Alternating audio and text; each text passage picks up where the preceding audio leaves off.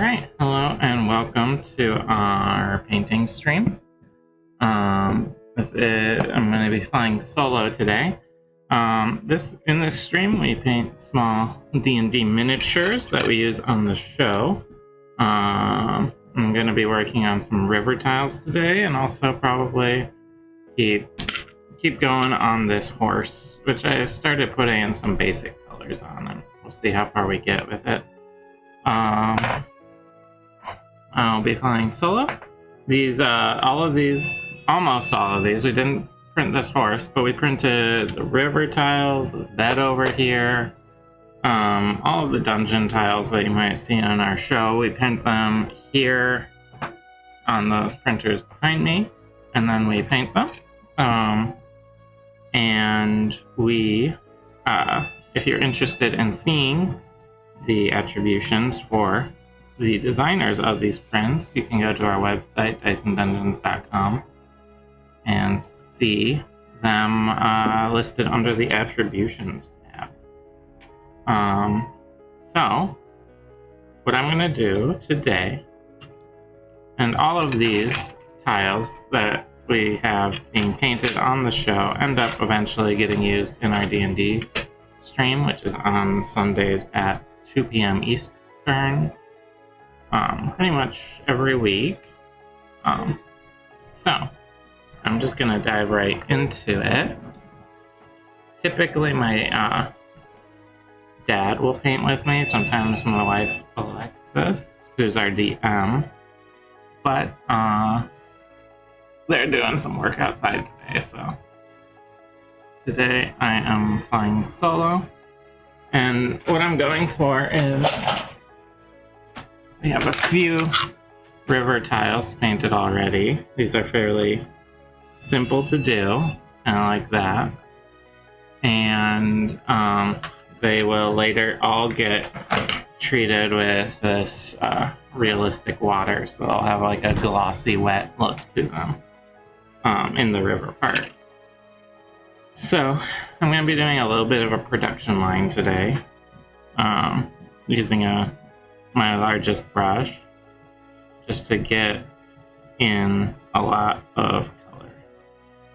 And I'm using this flat blue. It's a nice dark, sort of lapis blue.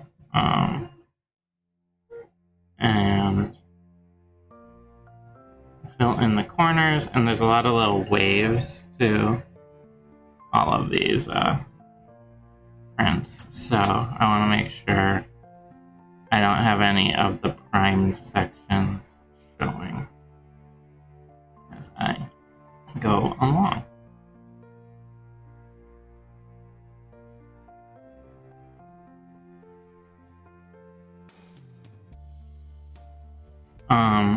Once I get the base colors in, I also will be doing a highlight and a low light on all of the water, and then finishing off with some umber wash on the banks of this river. And just in case, I like to put a little blue along the edge, in case it shows, just to give it that cohesive look. Probably generally won't show, they'll be connected together, but let it go all the way down like that. We have 2 straights and 4 of these little bends to do. And we already have 2 straights painted and 1 straight that is painted and watered. We did a test one, make sure everything worked as intended, so luckily it did. So we're gonna be moving forward, and soon we'll have a whole river that we can drop into our games. We have a bridge already, a big stone bridge that we made previously, and we can probably have the bridge going over this river, which will be nice.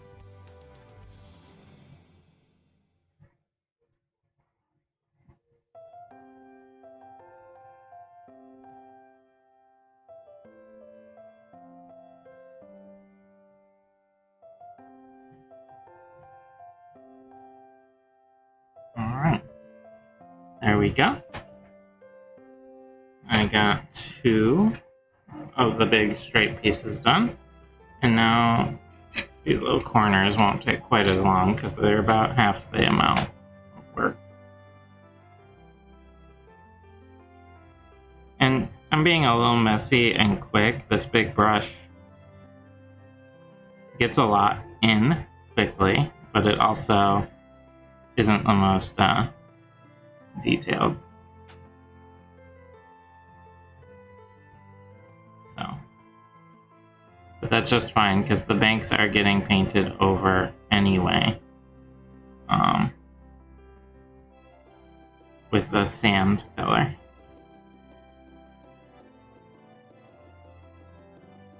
So any extra blue I get on them will be covered up in the end.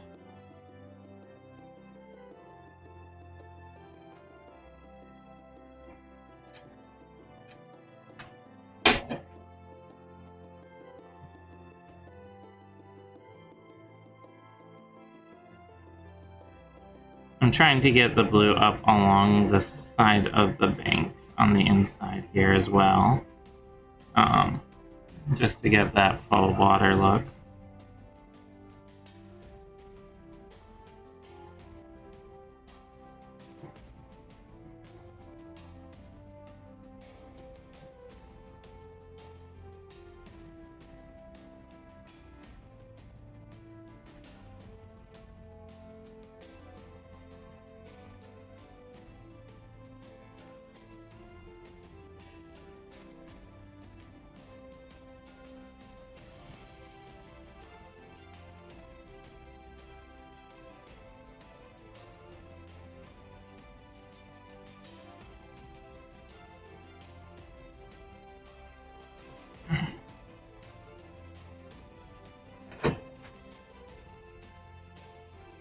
Most of the way through, and then I'll be able to put this blue away and clean this brush. This brush takes a lot of cleaning.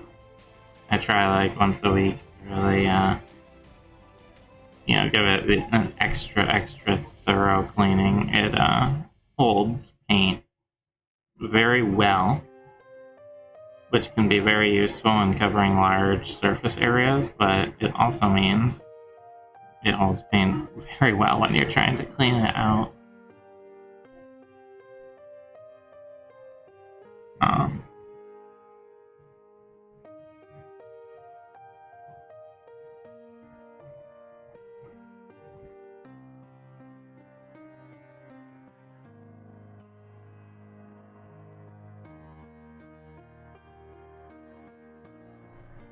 Okay, so we have one more to do.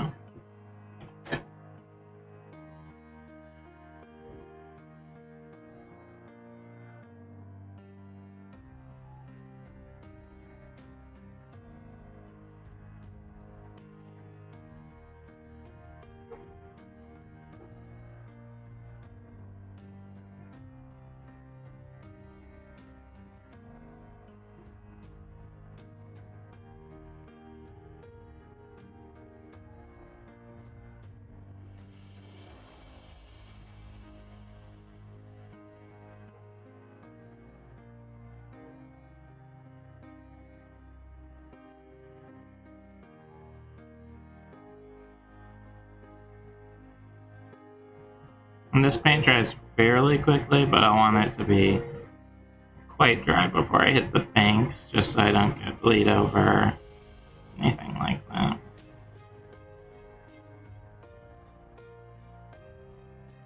Alright. I'm gonna give one last final check. Make sure I didn't miss anywhere on any of them while I have the blue paint out and ready, like that. I missed the side here. And that's why I do little extra checks, just to make sure I don't miss things like that. I'm going pretty quick on this stuff, so it's not that hard to forget a small spot here and there.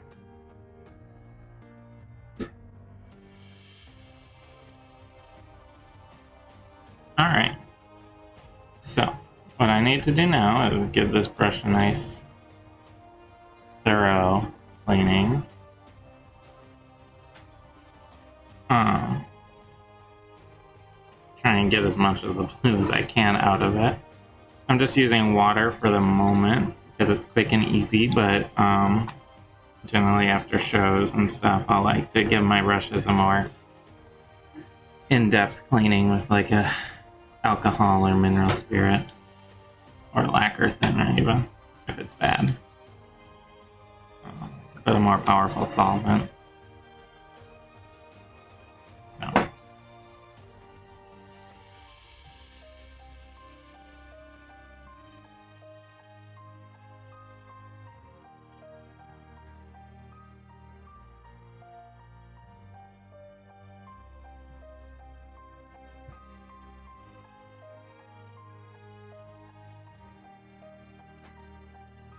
That'll be good enough for the quick clean.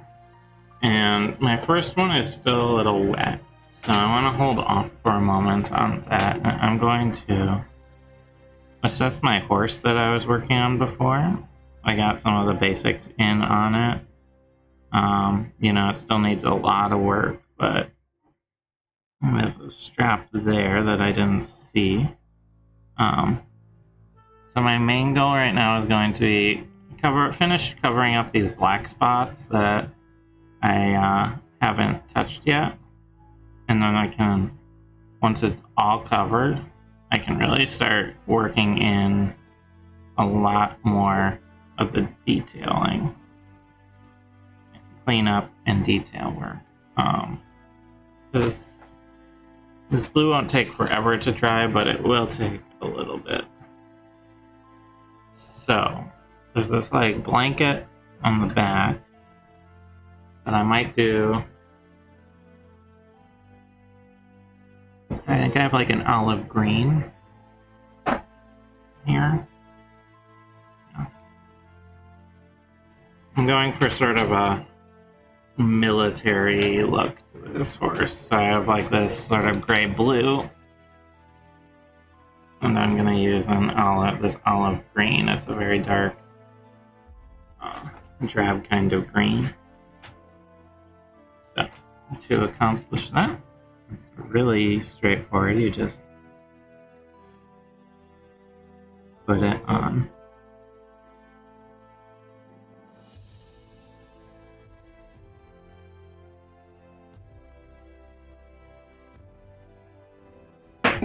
And drop your horse. That's always important.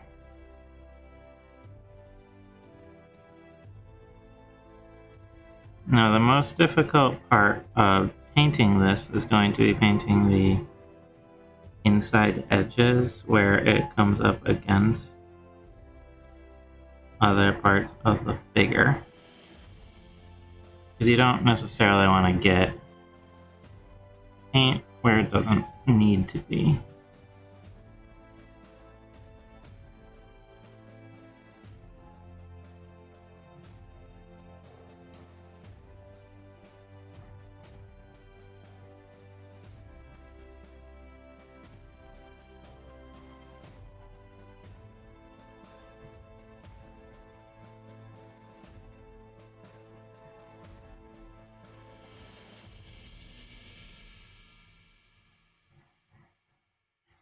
But getting the primer covered on a figure like this gives you so much more sense of what needs work and what doesn't, because it can get a little lost in itself when you're staring at something that is all a single color.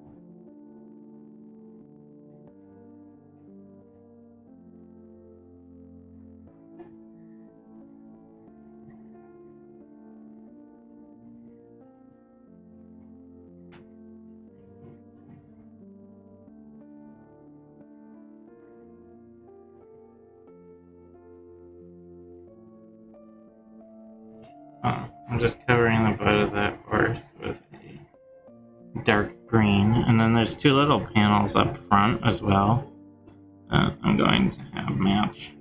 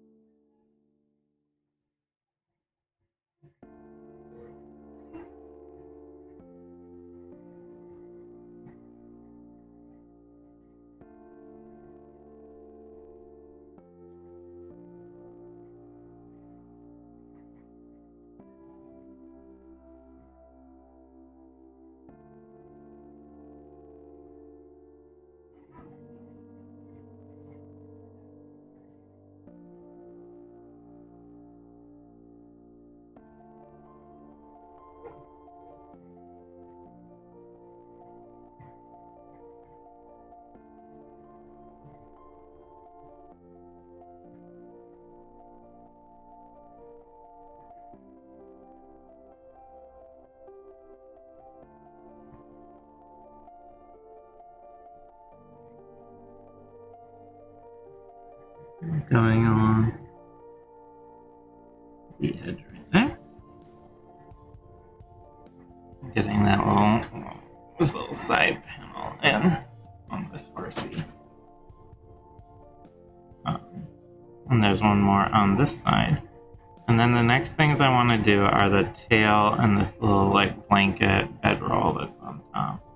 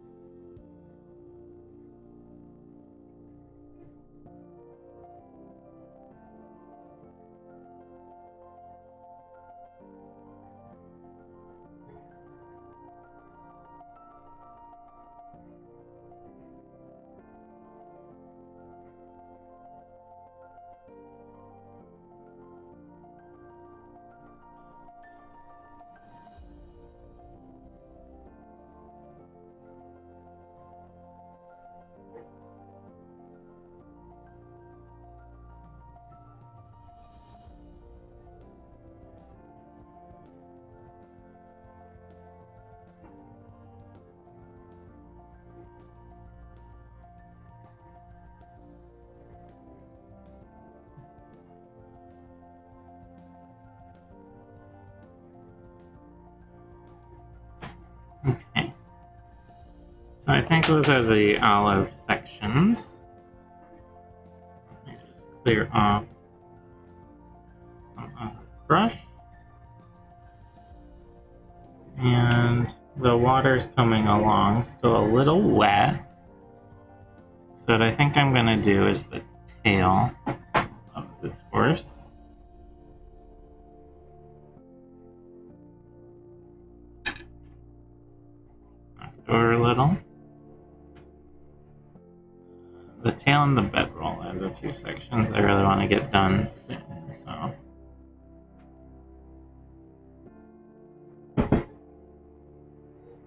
the tail is this.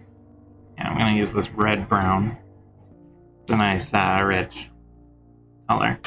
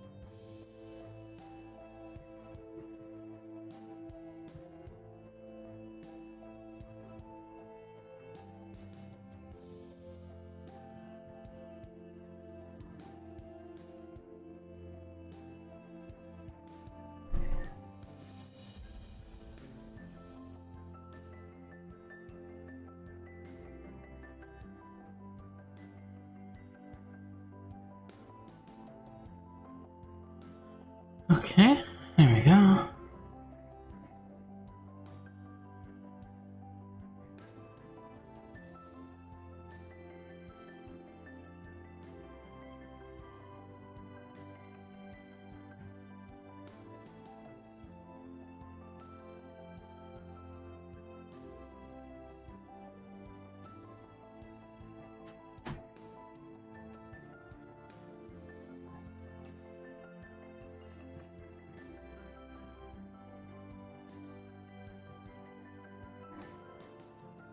I'm actually seeing a small printer artifact in this tail, so I'm gonna clear it out before I paint over it.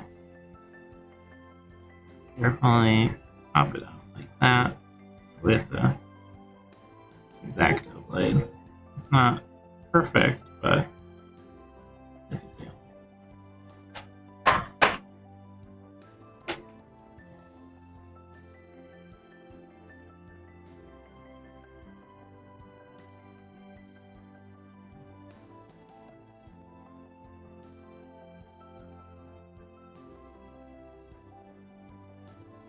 And that sort of thing happens with any 3D printed object. It can get little burrs on it. Usually where support structure was printed. So I just missed that in part of the cleanup. Hi, Roz. So I'm almost through with this horse's tail. And after I'm done with that, the water tiles should be, the river tiles should be ready for their next coat.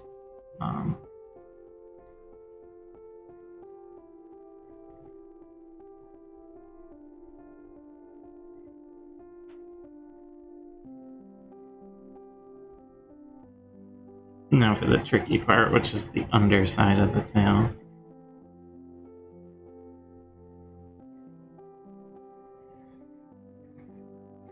Because you have to kind of reach up under in there to get any coverage.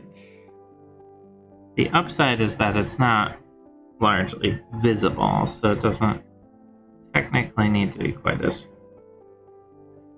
well finished as the outer portions, but you do want consistency through the whole figure. So, in order to achieve that, you gotta get everything in.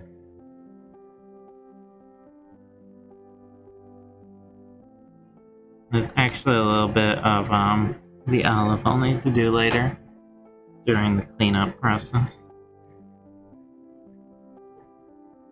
Okay, so now I have a little horse's tail coming out of the end there. And this whole figure is looking quite flat right now because it's just getting base colors in. That all gets changed when I start doing all the shading on it. And there's a lot of little spots that'll get shaded. So what I'm gonna do is close off this red brown, clean up my brush,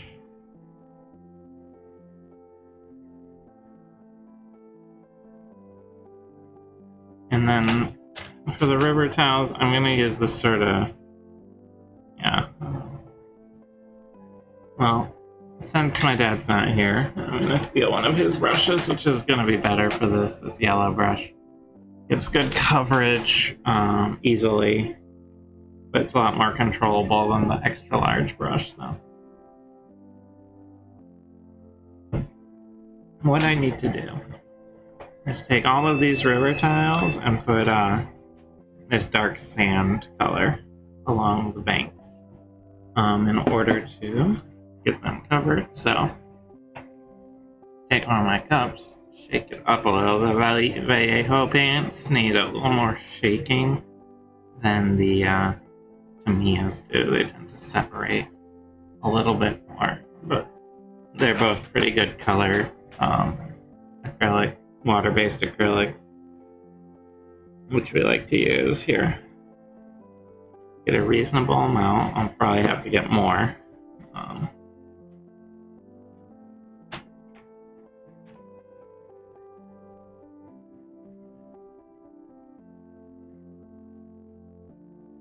And then I will just be laying in a whole lot of sand color along the banks of these river tiles. We opted for the sand instead of like a green because, you know, you could have a sandy bank in a forested area, but you could also have a sandy bank in like a mountain or even like a river running through like a deserty sort of terrain. So it just seemed more universally usable than putting something like green grass along the banks. That was really our only reason for choosing a color like this. And I want to go put a little on the side here, just in case it gets overseen, so it looks consistent. Alright, and there's one side. And we do the same on the other bank. Really straightforward and easy. Nice part of these river tiles is they're just kind of fun and easy to paint. Even doing the highlighting in the water is not hard.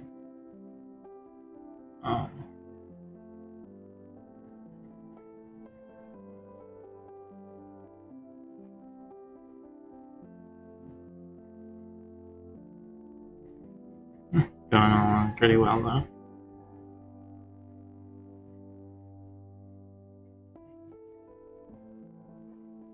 Alright, so there's one with the base colors in.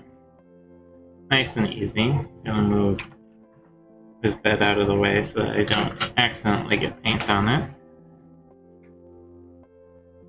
And then one more of these straight tiles to do.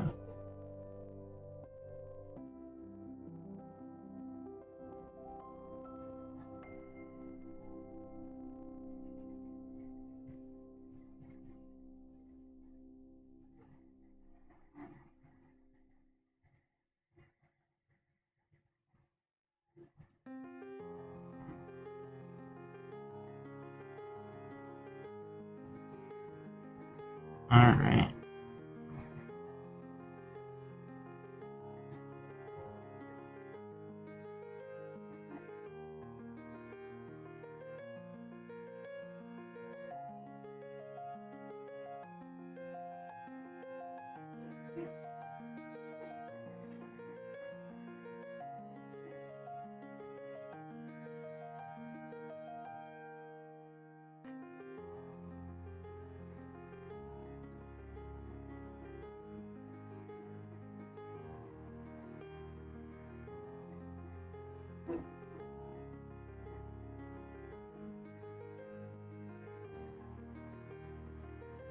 Alright, and once we get these straight tiles done, then we just have the 4 smaller curved tiles, which shouldn't take quite as long. Although, because of the bend in them, they actually have a bit more bank than you would expect.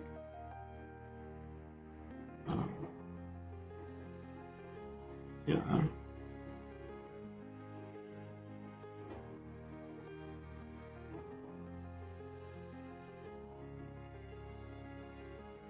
Okay, there are 2 straight river tiles.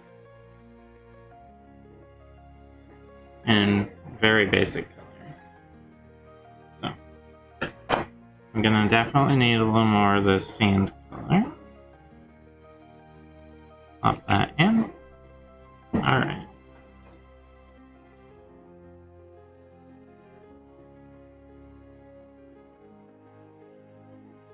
Starting on the small side.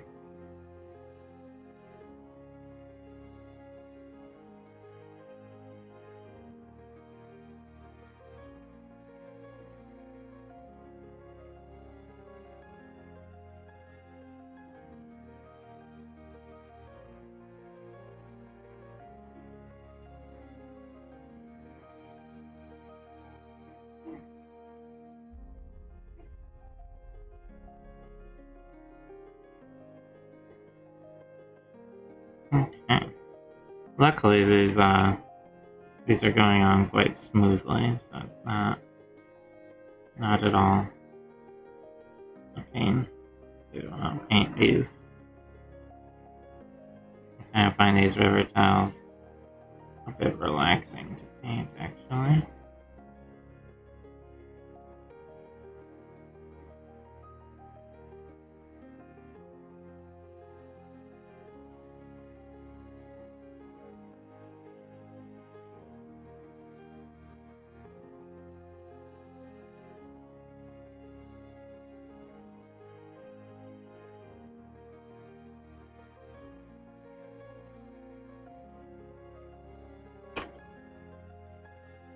Alright. 1 of 4.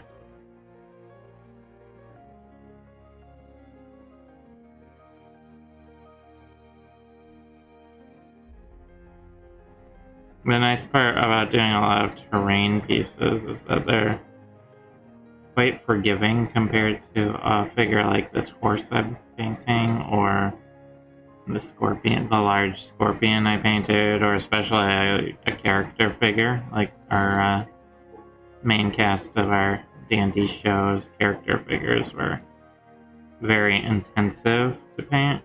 They have so much little detail on them, and you really need to make sure it looks right. But something like this, where it's just a river with a bank on it, is very straightforward, very obvious, and there's a lot more forgiveness with the paint in pretty much every aspect of it.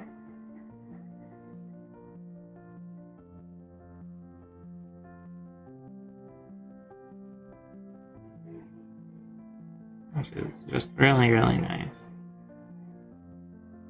So.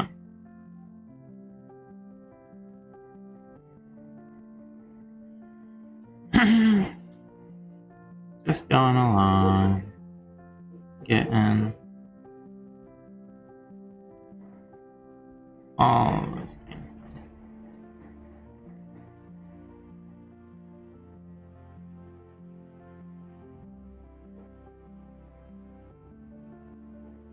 Making sure to do the ends, because while they probably won't be visible ever, it never hurts to just cover your bases.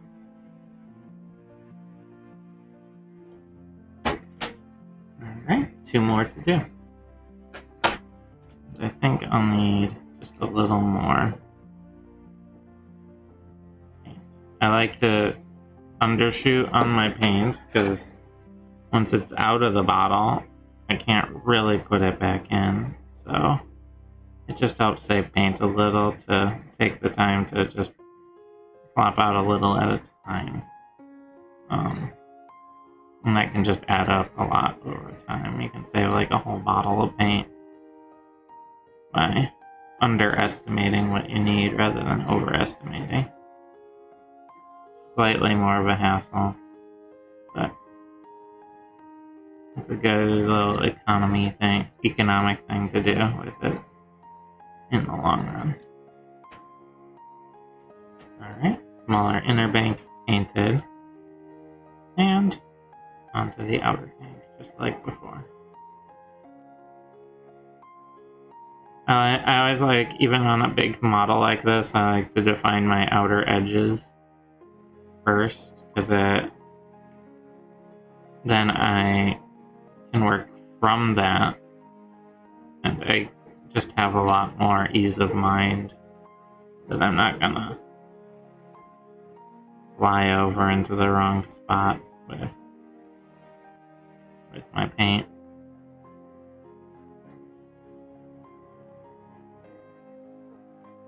Alright, and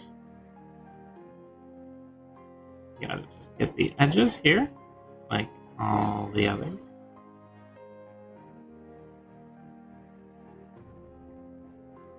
And that's 3 out of 4. Now for the last one. And then once the edges are drier, I'll probably start putting some highlights on. a little paint as it's drying. I'm seeing there's a spot that was not quite covered on one of my first ones. Once these are dry enough to handle, I will be going in and putting in the highlights and the low, darker spots to get some nice contrast in, which gives you more of a look like this. So even on the camera from far away, it looks like running water to a certain degree. And then when it gets a glossy cover, clear coat over it, those will show up even better.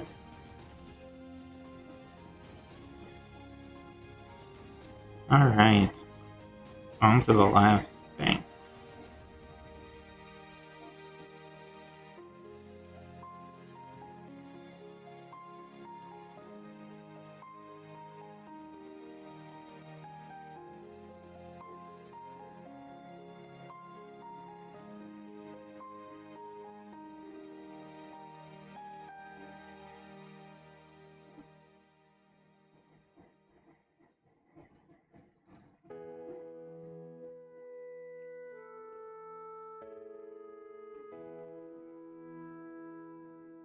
Hopefully I'll have just enough paint here. I'm cutting it close. I can always get more out, but I'm gonna see if I can stretch this last little bit so I can keep what paint's in the bottle in the bottle.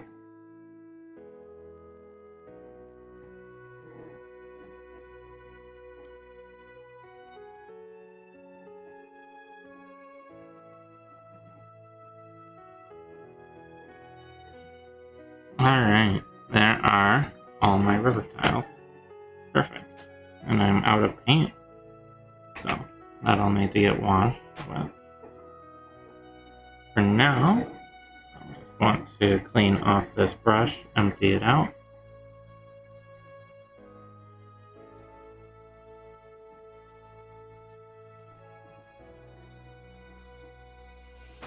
And my water is quite saturated with blue right now, so I'm gonna disappear for half a second, replace this water, and wash the bottom of this cup so it doesn't dry.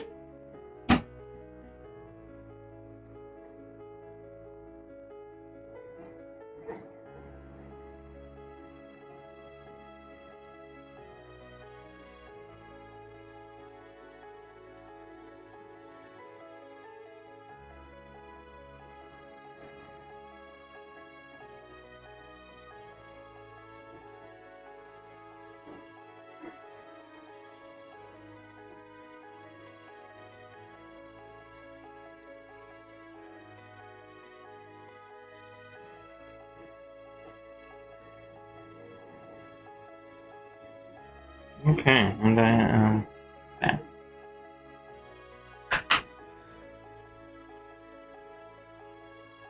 Alright. Grab a paper towel here. And get my hands dry. You don't want wet hands when you're handling paint that is wet soluble, because it will flake and mess it up, basically. Checking on my prints, dropping something.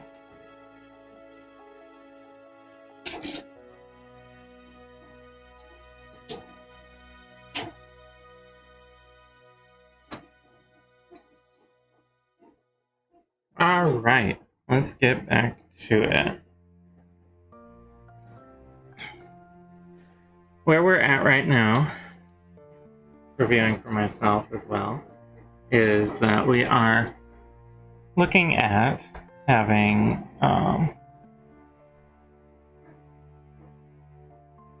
we have all of our banks drying. I can't do the highlights on those until they are dry because I will spread paint everywhere. So the next thing I'm gonna do is keep working on my armored horse here. So the tail is basically dry. The olive adornments are basically dry. So I have two things I want to get done next. I have this bedroll. Hey, hi, welcome Persevia, or Percival. Yeah, feel free to lurk. Thank you for coming by and listening. I'm gonna be working on this bedroll, and then there's a little bit of barding around the neck that I need to get some leather color on before I proceed. I think I'm gonna do the leather first because I'm run less chance of getting my fingers covered in paint.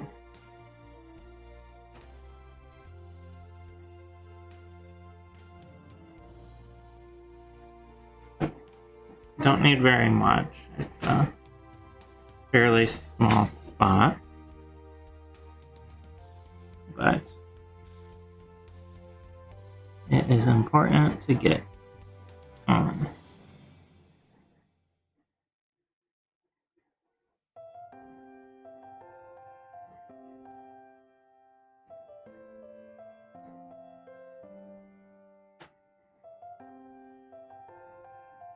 And this leather color is very orange, like what I have on the saddle here for a brown.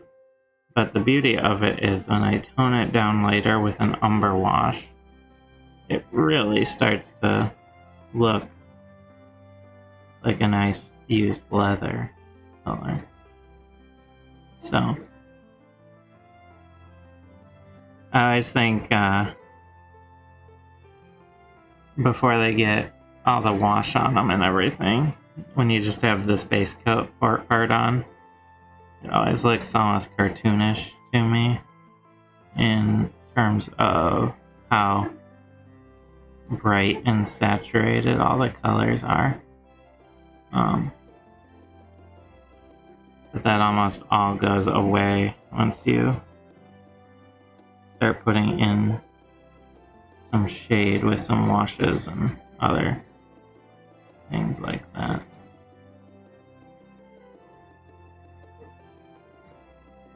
Okay, and then there's a little metal part on the very front of this barding, so I'm gonna leave that be until I do some bronze or brass.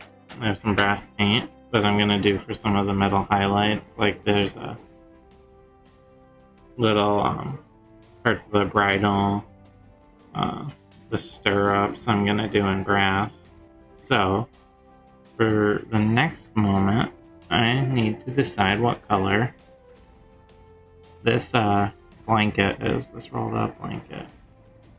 And I'm thinking of doing it in maybe red. I also have like a bright turquoise. I'm not sure if that's too much, but I do like it. And when it gets toned down, it might look pretty nice. I could also do a purple, actually, that might be good. I have this heavy violet. Maybe I'll do that, because that'll look good with a black wash on it. Oh. I really don't need much for this.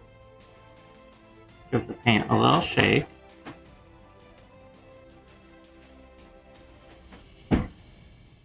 Get it mixed up. And I really only need like one drop of violet, because there's not a lot of surface area on this blanket. But the main things that I'm going to want to do are get along the edges of everything, because this blanket sort of sits right in the middle of next to the saddle, on the saddle cloth, and it has straps on it. So I just want to be extra careful laying in this color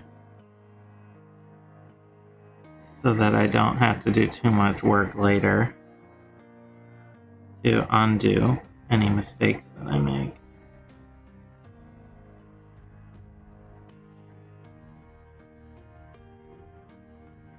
And a big part of painting anything like this is knowing the position of your brush and where it's gonna go. So I'm sort of carefully choosing my path and adjusting not just the brush but the figure itself to where I want that path to go.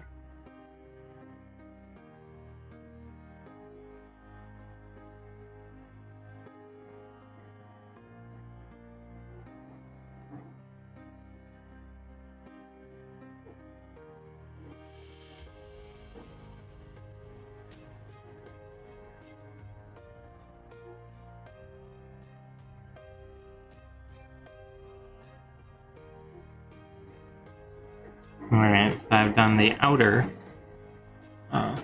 purple on this bed roll. Kinda hard to see, but there it is. And it'll be more visible as I work across and clean up some of these lines. Because the strap is a little globbier than it is in reality. So by putting the purple over where the strap shouldn't be and covering up that extra leather color, I'm going to really help define the location of those straps. And it looks like those straps even have little buckles on them, so when I go over them again in a brass, really stand out as to what's going on where. The brass part will probably be the next thing I do. There's a lot of little highlights, and I haven't touched the hooves yet because I handle it by the feet a lot. And I would just end up smudging and messing up any of the paint down on the hooves. But they're also pretty straightforward, so I'll probably do them at the very end.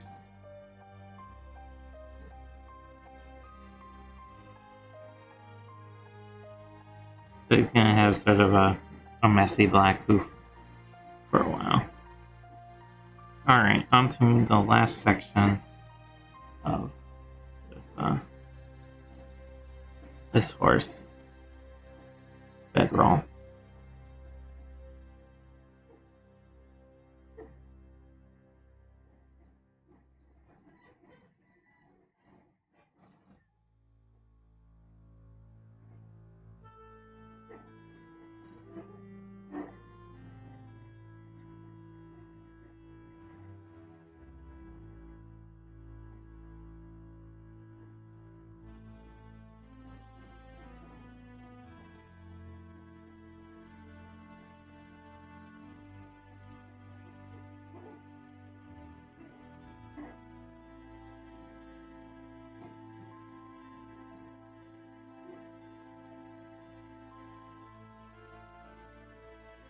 Alright.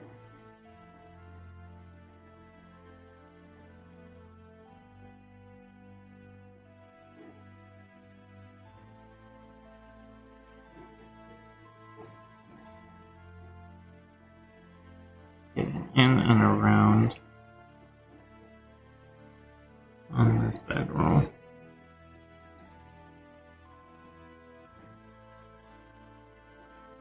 Alright, so that gives us a little better sense of the bedroll on the back of this horse. Letting that dry a little, and I'll probably start doing some brass on little parts of this horse that are some of the last parts to get some finishing work done on them. There's a couple spots that I saw that could use a little touch up where the leathers are, and since I have the leather out, the leather paint out, I'm gonna maybe hit those quick Just a teeny tiny spot of paint.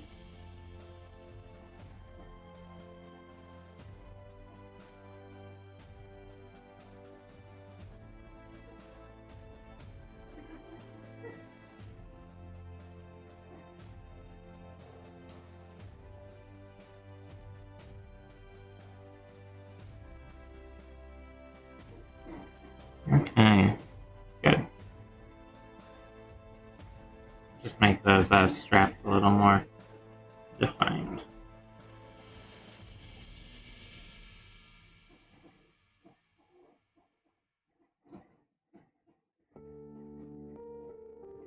Alright, and my banks on my river tiles are still a little too wet to handle, so what I'm going to grab is, we have this nice brass color.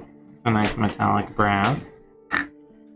And again, I don't need very much of this because I am just doing little details. The largest part of any of this is going to be the stirrups.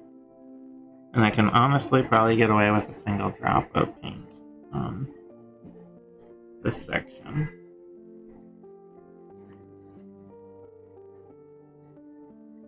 So I have a couple spots, like up here on the bridle.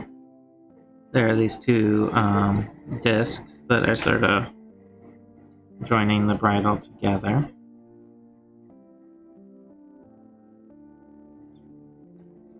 My brush was a little wetter than I wanted, so it's running a little bit. And that was my mistake. One of the main pillars of painting is consistency of paint.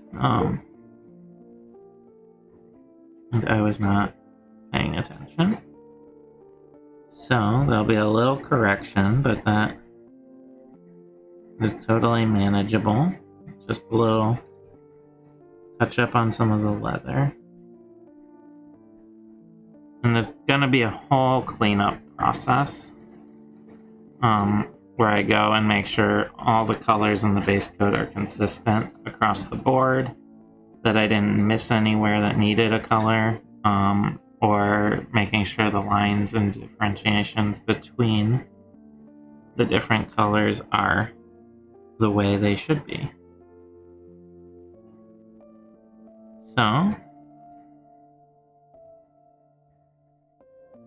at this stage, if there's a little spot where I mess up, I'm really not going to be too broken up or worried about it, because it, when I go back through and carefully cover those mistakes, I can address them then.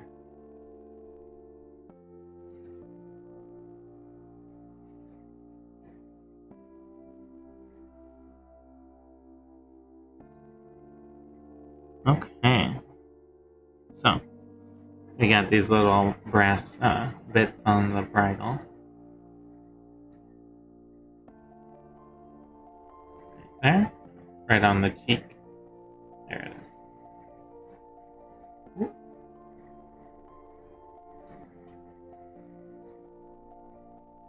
Alright, so other spots with brass bits. The main ones are these stirrups down here.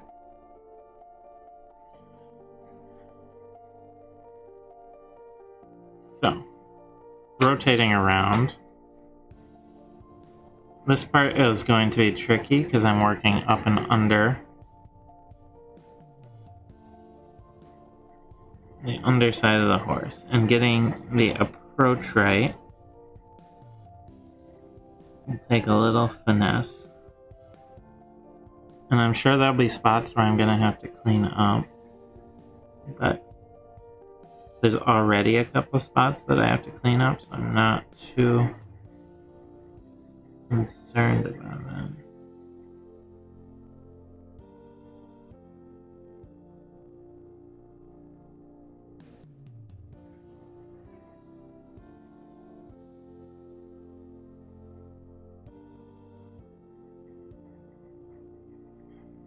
Also, the underside of the horse is barely visible, so I'm going to to try and get it as close to 100% as possible, but it might not actually be 100% perfect.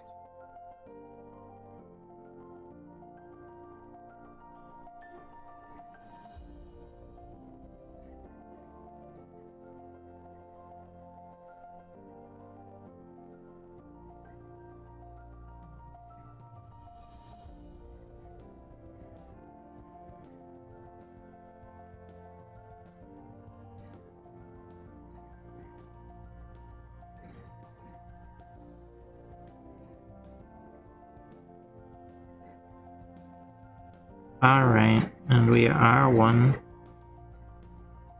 I got one stirrup in.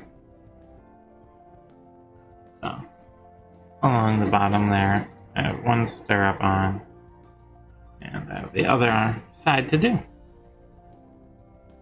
And then I should be able to hit the buckles on a couple of the different spots as well with this brass while I have it out.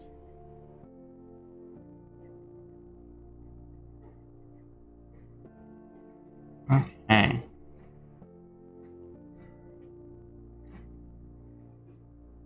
The nice thing about getting all of the base colors in is it not only shows you where you need to go, but also where you might have missed or areas that you need to clean up later. So as I get this brass in, I can see I might need a little more of the leather brown on the parts that attach to the stirrup of this horse.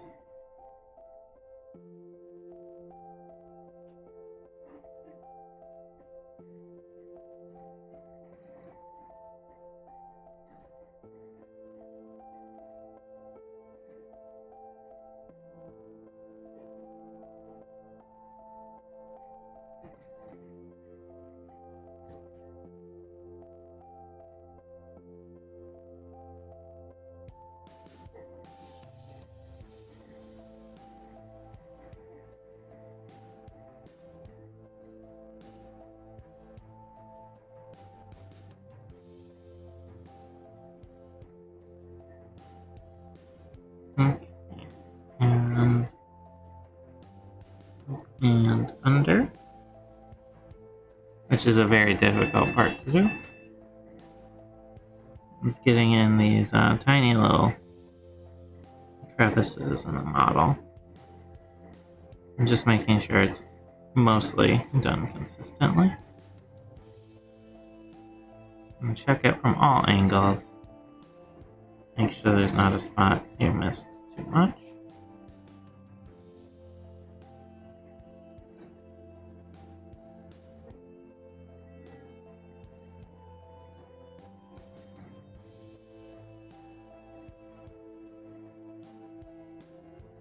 Okay.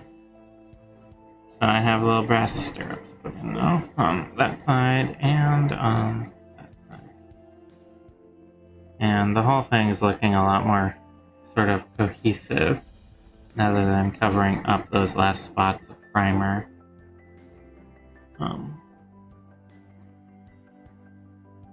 There are some little buckles that I want to start to define on top here on the rolled up blanket straps. So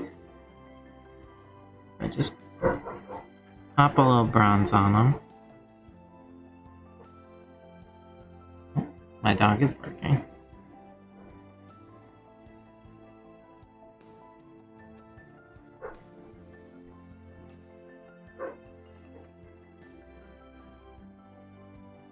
Alright. And these will probably require a little cleanup because they're not super well defined on the model. And I want to make sure, that I knock some of the bronze I just painted off onto my fingers.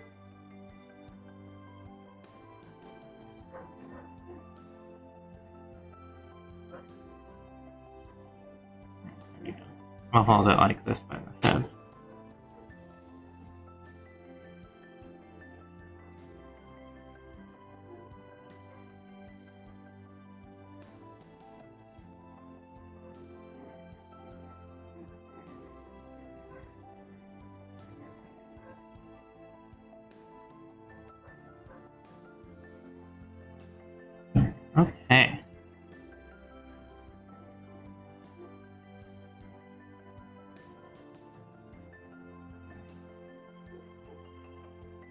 I got little brass buckles on the back there. And now there's one more brass spot that I'll need to hit. Well, two more actually, but they're both located right here on the front of the horse. There's a little ring that joins the three pieces of leather together, and you're just gonna be able to see little corners of the ring. And I want to get those done with a nice little brass ring.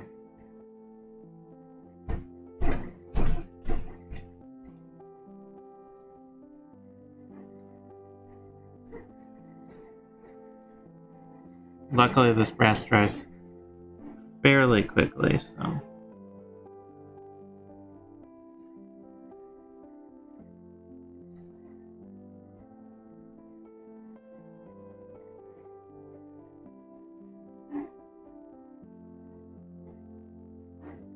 And I'm gonna go a little over, and then I'm gonna redefine backwards later when I clean up some of the fur of the horse, or the horse's hair. But get a little ring in the front. And now to do, here's like this little button that holds together the strap that is holding the bulk of the armored headpiece in place.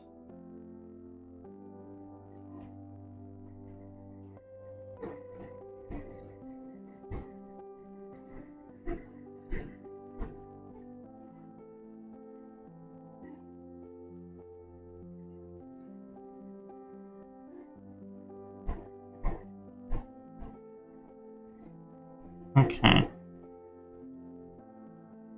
So, there's definitely a little cleanup to do, but we got a little ring on there, we got stirrups, we got back buckles. And then one last touch that I think I'd like to do while I have this bronze available, is some, I keep saying bronze, it's brass, some brass highlights on the silver plating on the headpiece. So they have like a ridge around them. And I think what I want to do is highlight the ridge of the plate with brass. And I'll break it up, because right now it's a little bit monolithic, just all silver up there. And while the shading will help that, you'll be able to see the individual plates that make up this horse's armor a little better if I just put in a different color along the ridge. And I think brass will be a great color to accomplish that.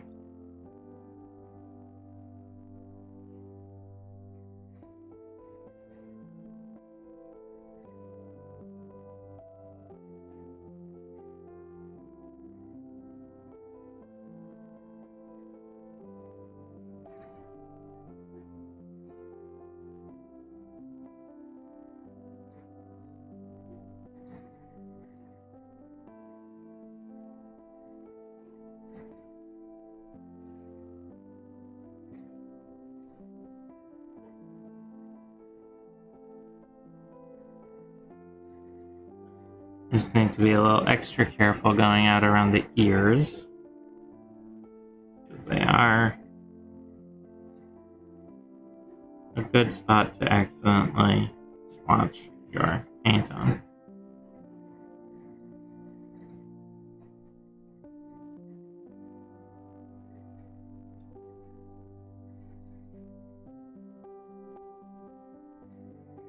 And sometimes doing these metallics on metallics can be a little hard to see. So you just gotta be a little careful as you do it.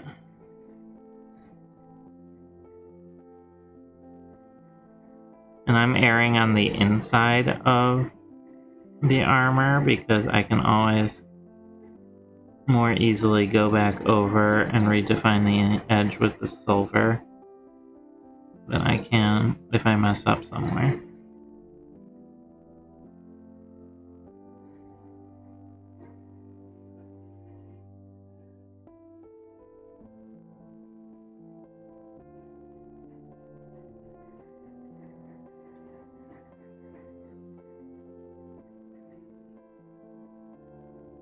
Okay, so let's see if I can get it to focus. There we go. So I'm just putting a little bronze edging around these armor plates. Focus. There we go.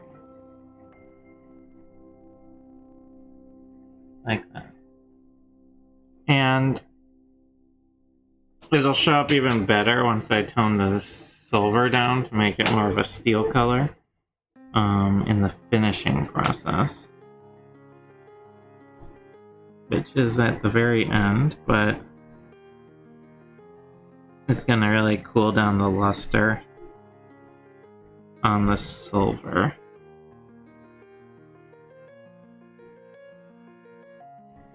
And make it much more of an iron look.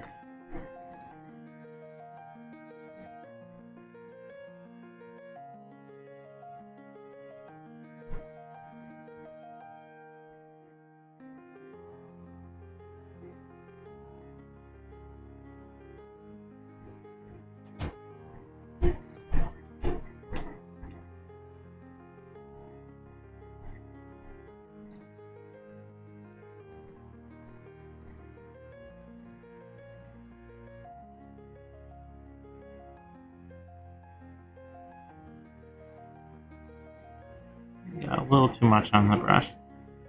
That's another one of the pillars of painting is control the volume of paint on your brush. Too much, and you're going to spill everywhere. Too little, and you're going to not cover anything.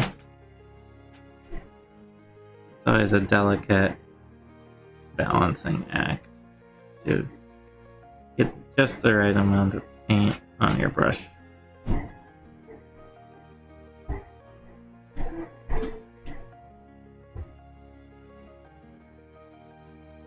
Part of that is choosing the right brush for what you're trying to do as well.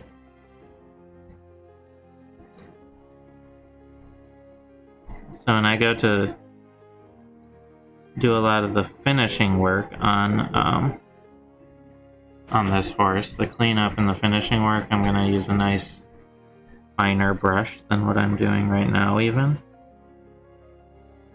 That'll just let me really get in with the detailing.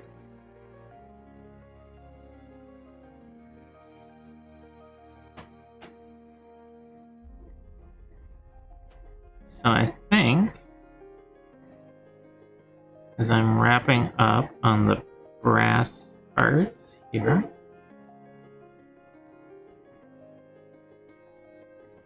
there's a couple spots where I want some brass rivets in the armor pieces.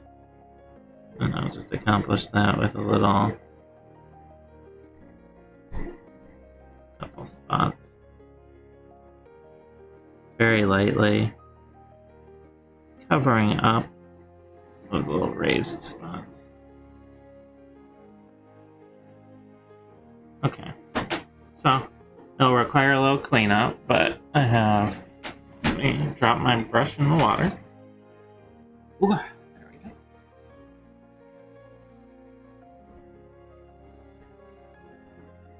I have highlighted some of the armor up top with brass, which I think just makes it look a lot nicer. And that's extra shiny right now, but it won't be forever. So I'm going to check quick. The inks are not fully dry, but dry enough that since I'm not painting on them, I can proceed. I'll move some of my little color cups to the side here, because I'm going to be highlighting with the light blue that I have here in the Tamiya paint.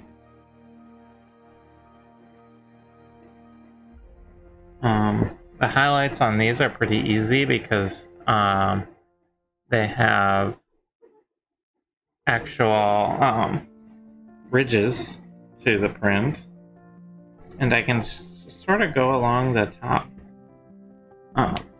in order to get this sort of running water ridged effect. So it's not too bad, pretty easy to do. Just paint a nice shake.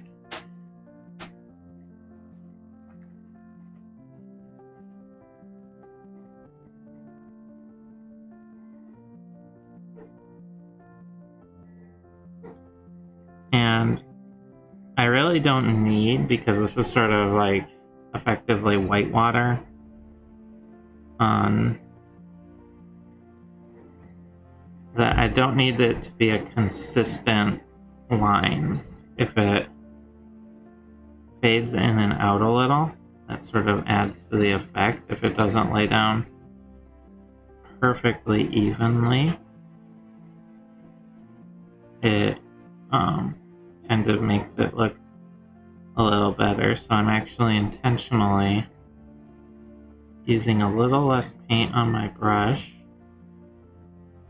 than I would normally use, and I am also going a little lighter handed with it than I would normally do.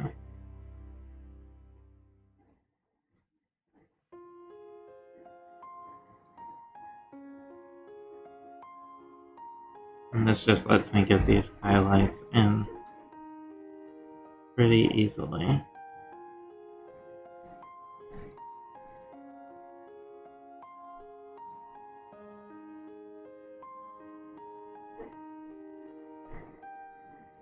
All right.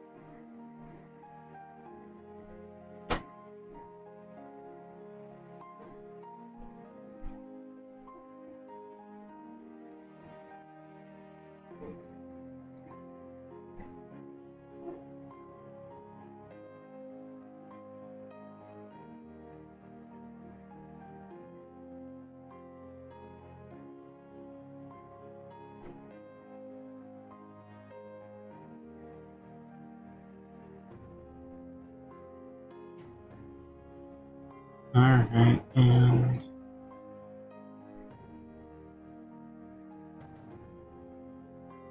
what I'll do once I get through putting these highlights in is these will dry a lot quicker because the surface area is so much smaller. So I could probably jump right into doing the lower, darker sections of the river if I wanted. Also give some of the areas I painted on the horse a chance to dry properly, so I get some coverage about like that. You know, it can be fairly random because it's water and I want it to be inconsistent from piece to piece. Even if they're printed almost identically, I don't want each piece to actually look identical to one another. So I'm sort of intentionally choosing more randomly where things get more highlight.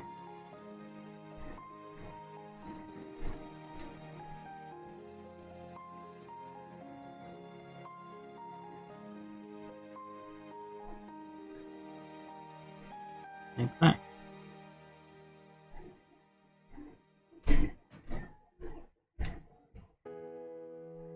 And then all of this will get covered with a glossy clear coat that Looks very good, but takes a long time to cure properly. If you don't give it a long time, it runs and is sticky and is just a giant mess, basically.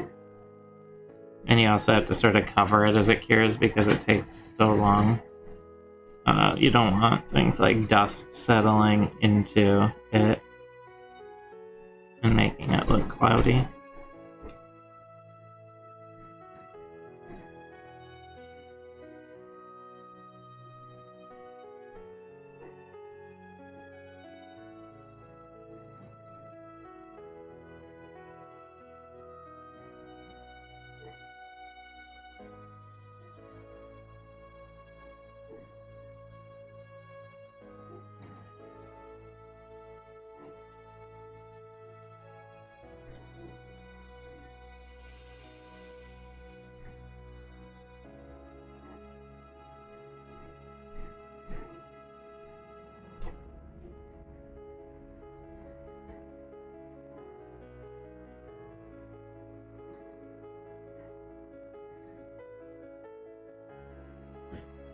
Alright.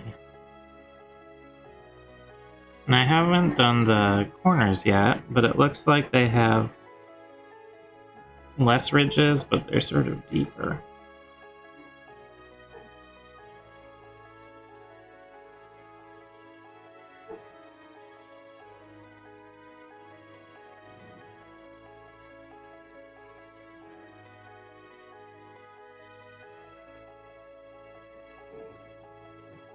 Oh, hi, Bowen. Yeah.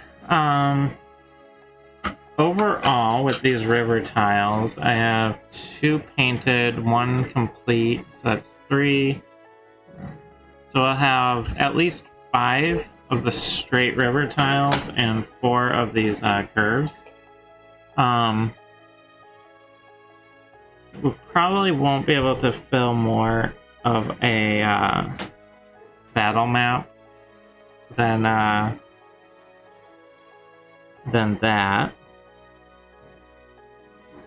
because each section in D&D terms, I'm guessing it's like 5, 10, about 20 feet long, and with the bank, 15 feet wide. So it's a pretty sizable river in D&D squares terms.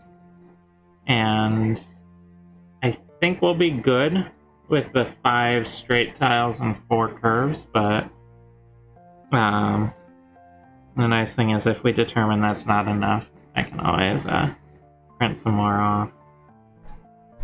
But I think for now we're going to start with 5 and 4.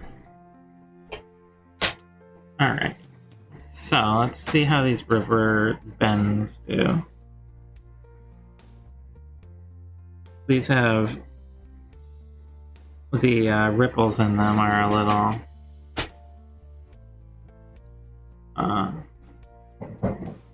deeper and a little less of them.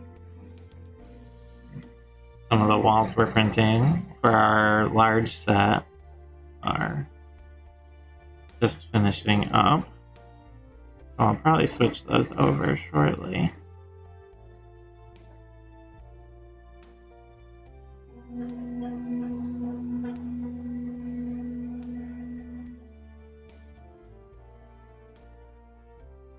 And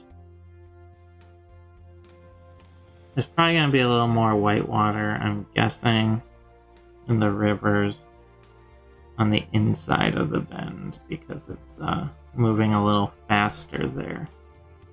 Less distance to travel. I'm not gonna actively like force that, but I'm gonna keep it in mind as I go through here, so the water will be a little choppier on the inside of the bend than on the outside.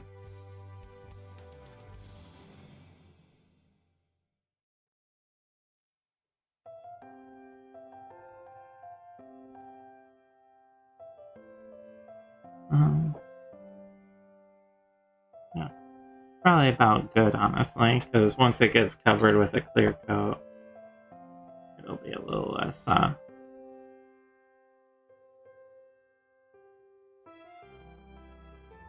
lot of it'll be a little covered up. So, once I get through the highlights, the 3D print should be cooled down enough for me to handle. It's not going to burn me if I pick it up, but it's more about the, I don't want to bend the piece we just printed. Well, it's still a little more warm and pliable.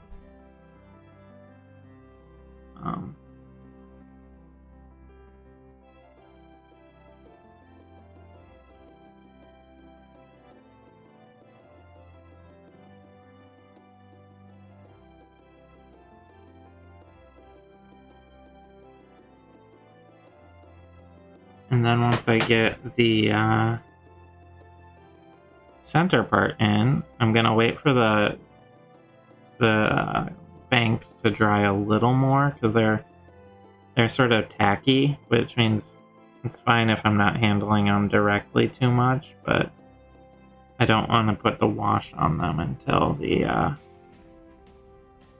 dry a little more, in order to get them that sort of darker, pocketed look. But shouldn't take too much longer to dry. They're most of the way there, just some of the thicker areas need a little drying time.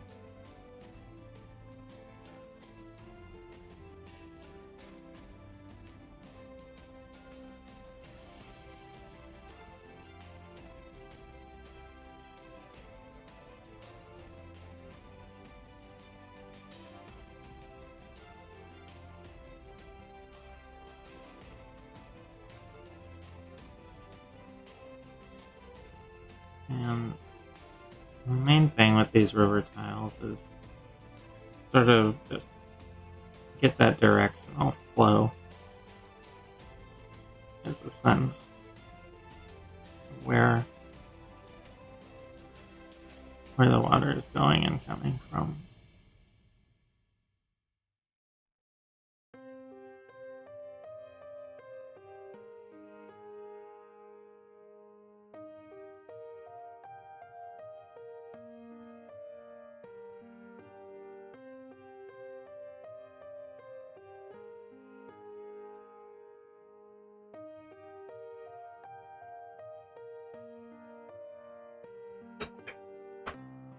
Alright, one more to do, and then I will get those 3D prints out and start new ones, and then I can do my low water dark spots.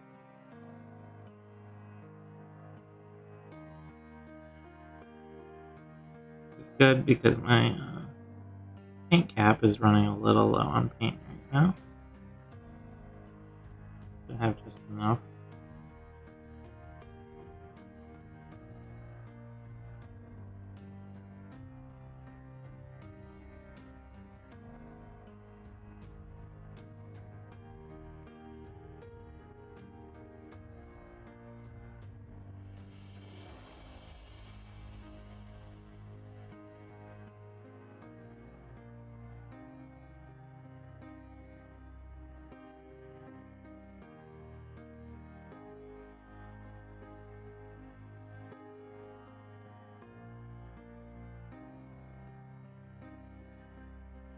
Okay. That's probably good for the highlights. See how my horse is drying. I think I'll be able to start moving into a cleanup stage with the horse as well a little later on. Get all the lines more defined, get all the detail work in, get the fur a little better in, and then yeah, I'll be able to move forward on that too. So close up this paint, clean off my brush, and I'm gonna pull those walls out of the 3D printer. Quick.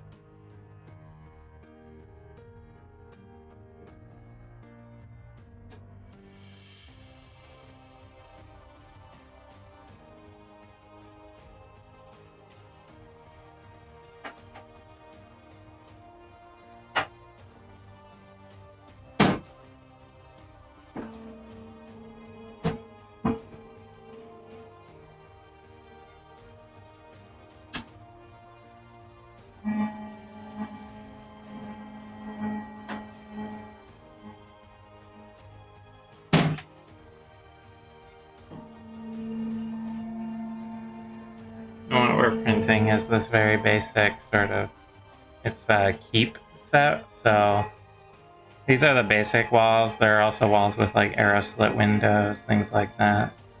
And they will all glue together in a tile that will be magnetized so it clicks together.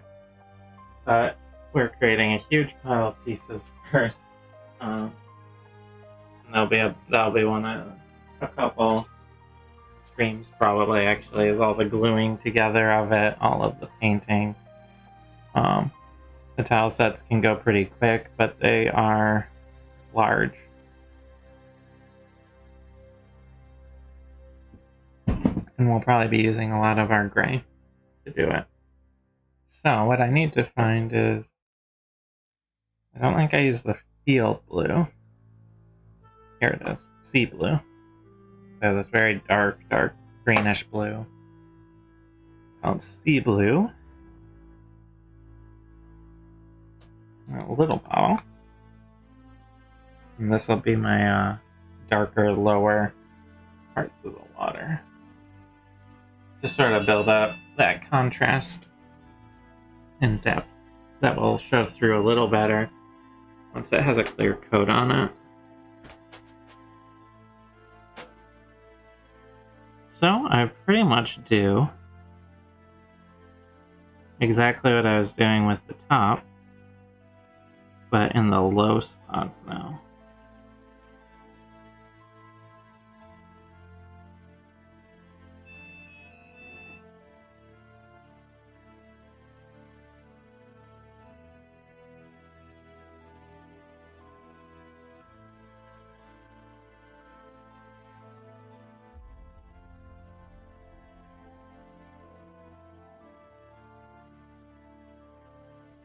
And this will just create sort of that sense of turbulence and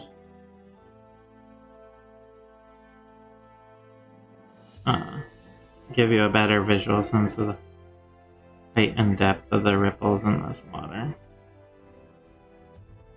It won't be extremely visible, but it's sort of a subtle effect.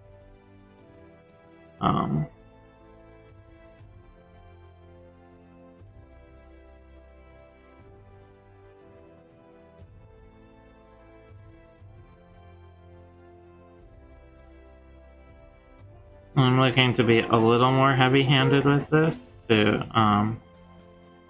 because they're not prominently placed on high ridges. They're going to be a little less visible, so a little more saturation is going to help create that effect.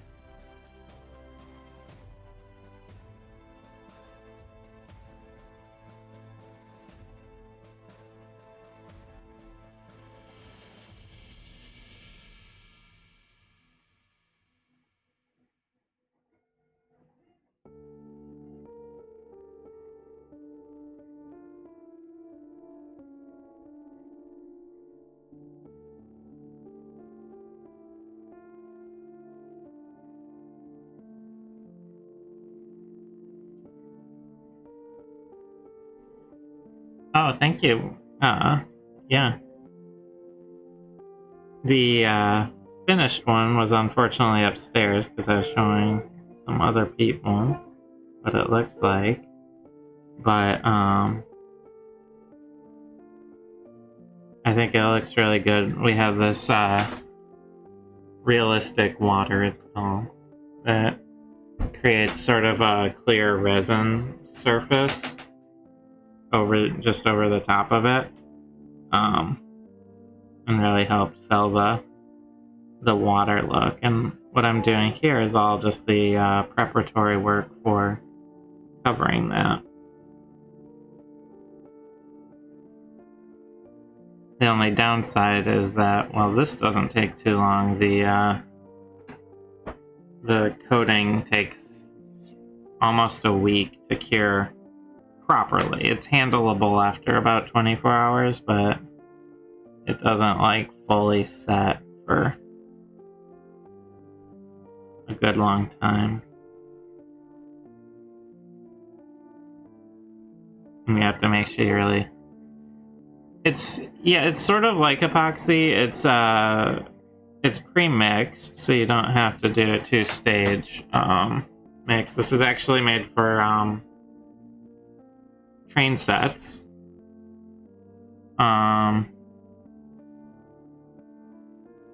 There's a surprising, well, maybe not surprising, but there's a lot of stuff that you can use train set materials for D&D miniatures. We spent ages looking for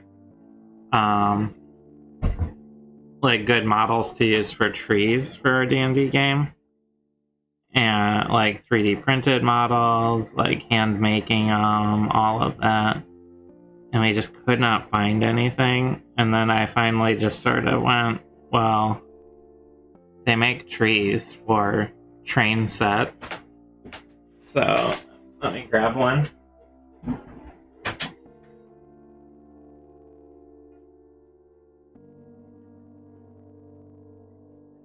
So we just bought some of these train set trees, printed out a base to hold them upright where we can place them wherever. And they're way, way easier and look nicer than anything we could come up with.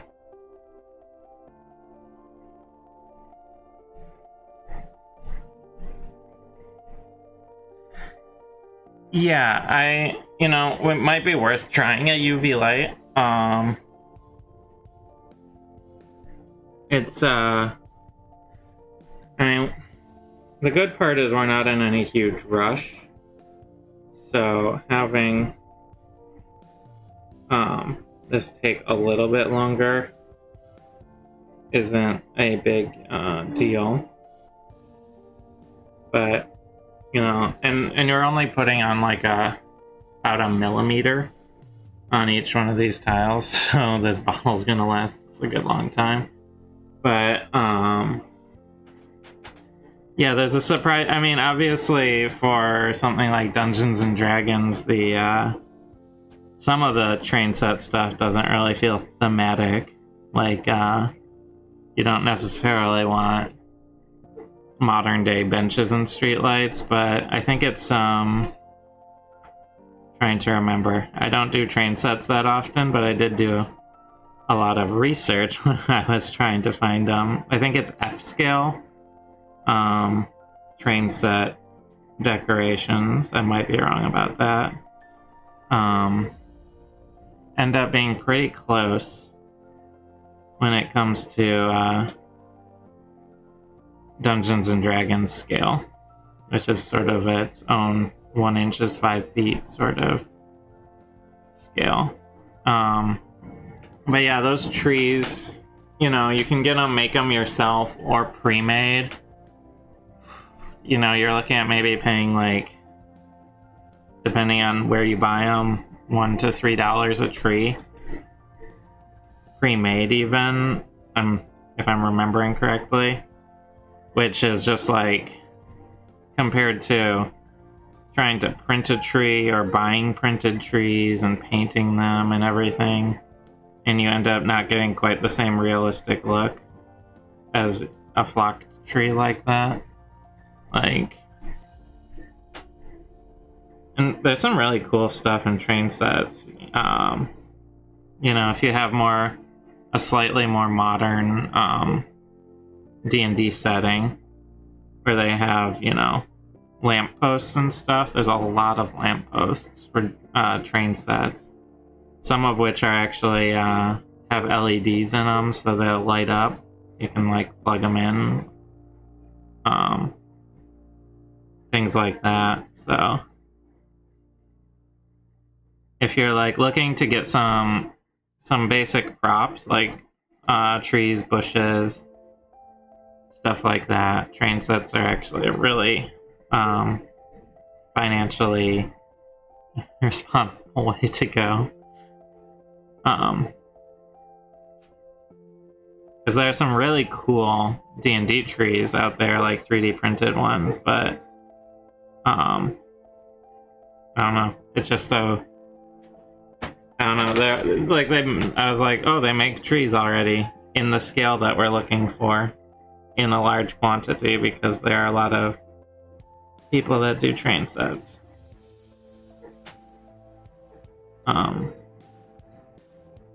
That's kind of why we bought this model. It's this realistic water is made by Woodland Scenics.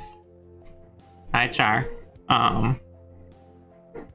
Woodland Scenics is a good brand I've noticed for a lot of your more natural looking environments.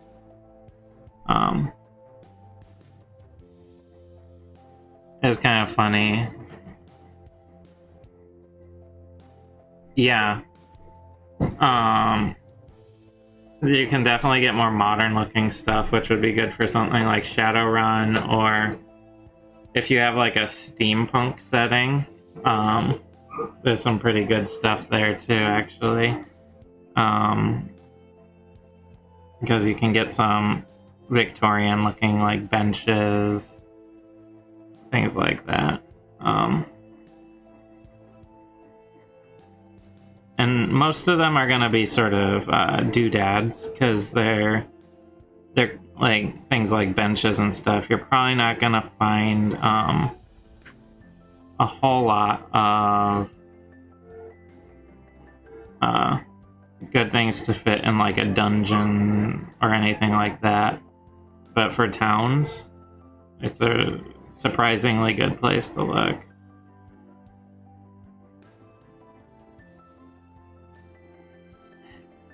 And I think the place I ended up buying the train sets from, not the train sets, but the trees and bushes that we used from, was, I forget the exact name. It was like only train sets or train sets only or something. But we would just joke that it's like only fans for train set enthusiasts because of the name.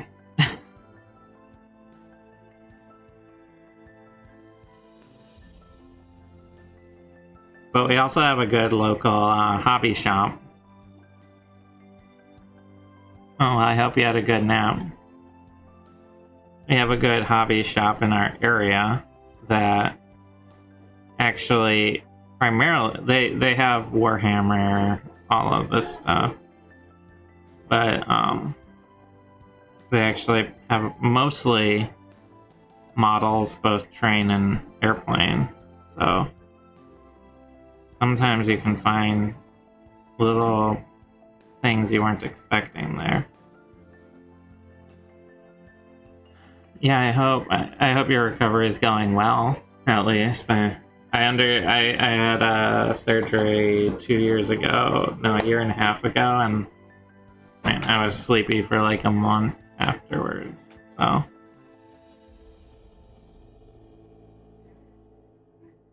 I know how tiring recovery can be.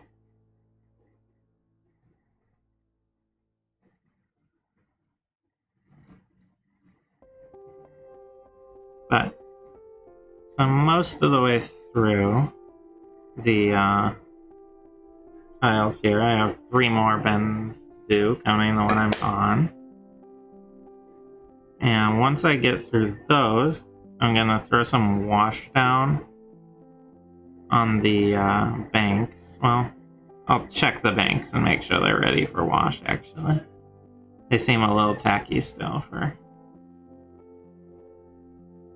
a full wash, but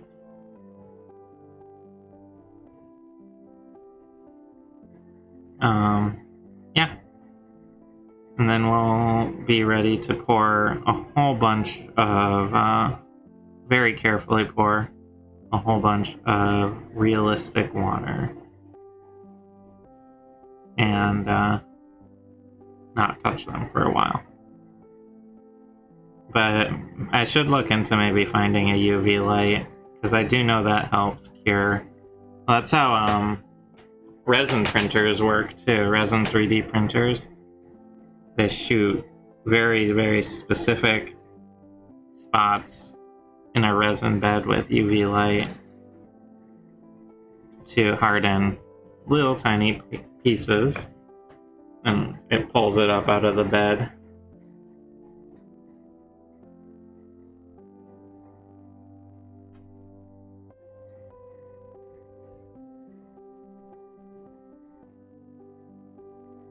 So, assuming this is a resin, it doesn't actually say what's in it, so that's probably a little suspect, but we keep them we let them dry in a pretty ventilated area, so away from where we are. So, I'm not too worried about it. Kind of where we prime everything that we print.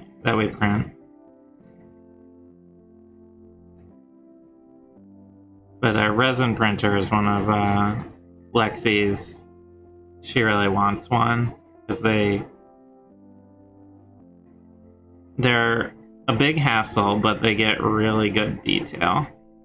So you can do things like monsters and character figures much more easily.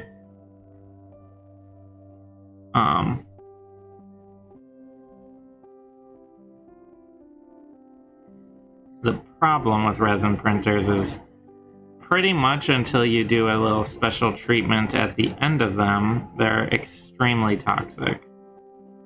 So you have to have, but they're also light sensitive. So you need to develop a very specialized area where both they don't get hit with sunlight, but are also very ventilated, so you don't get toxic fume building up, which makes them complicated to get in.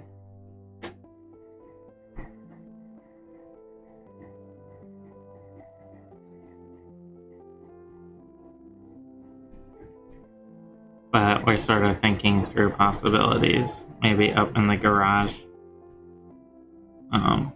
Create sort of a space safe from light that ventilates outside. And then once you print the thing, you have to put it through a special process to detoxify it. It's very exciting.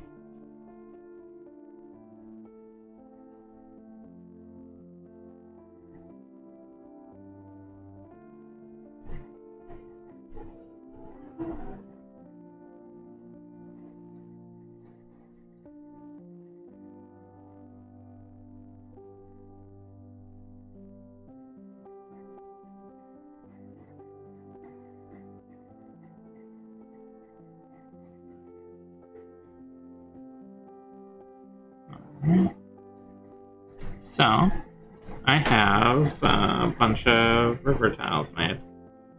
So the next step is the traditional clean my brush and close up the paint before I knock it over. But I'll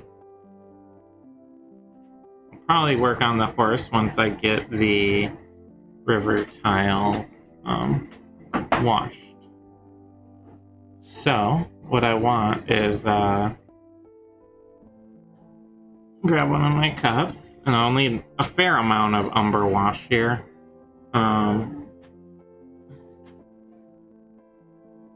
Although they're still a little tacky. So before I jump into that, I'll keep working on this little horse, which is mostly got its base coat on, and that's about it so far.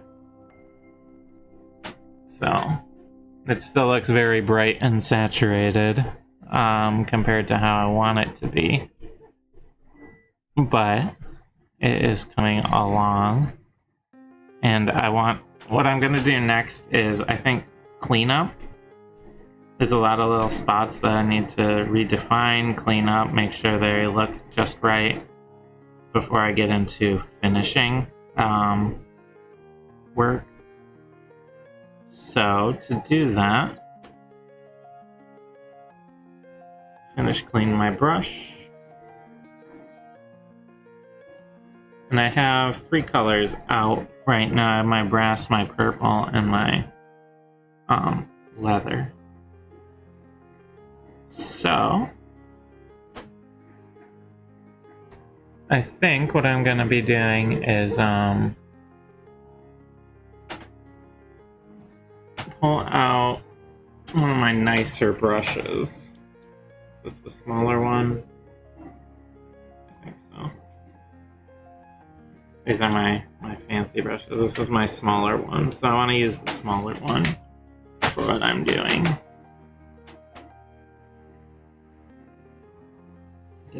There we go. Alright.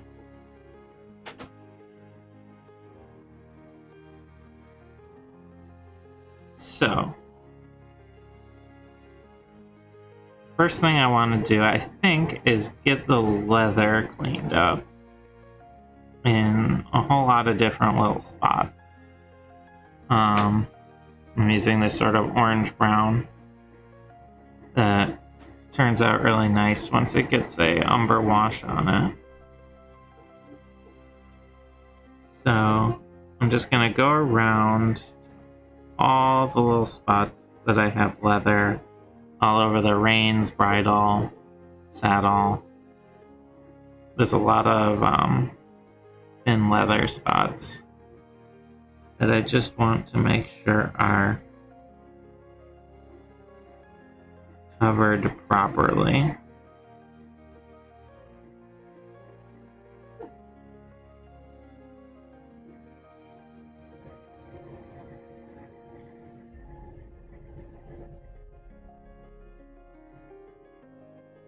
And once they're all in,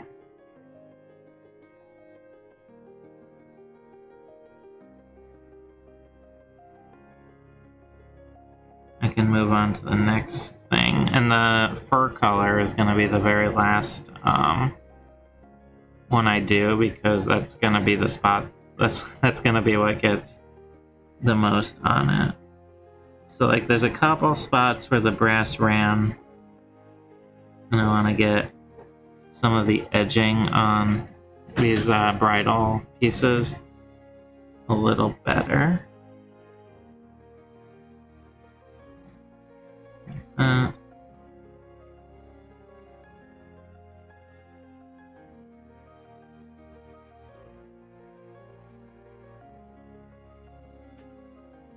Because this is a very nice horse figure, but it has a lot of difficult spots to it where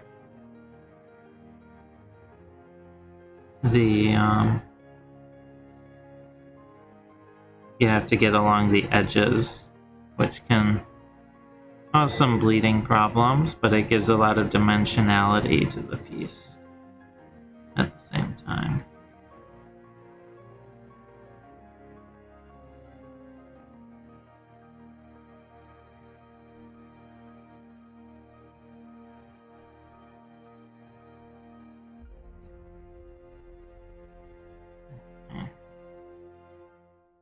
I do a lot of just shift around, make sure every spot is the right color.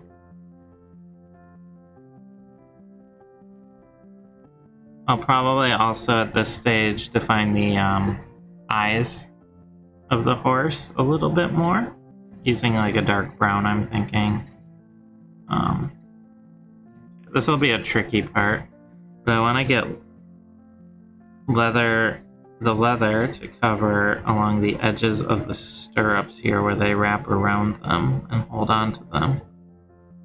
And it's a very fine edge.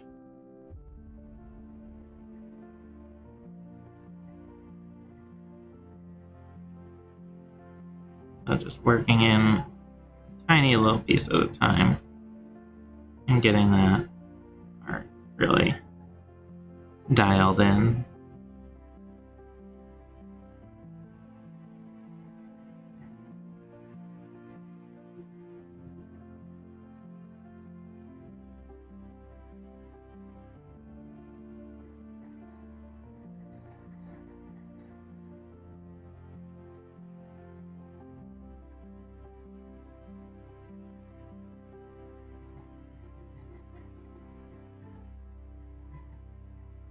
And the primer on this horse is a black primer, which is a double-edged sword. One is, the good part is, I can see where I need to paint. The bad side is, I can see where I haven't painted. So, it's a low tolerance kind of color. But it can, if you have a more transparent paint, a black primer can cause a nice richness to the color that you might not get with something like a gray primer or a white primer.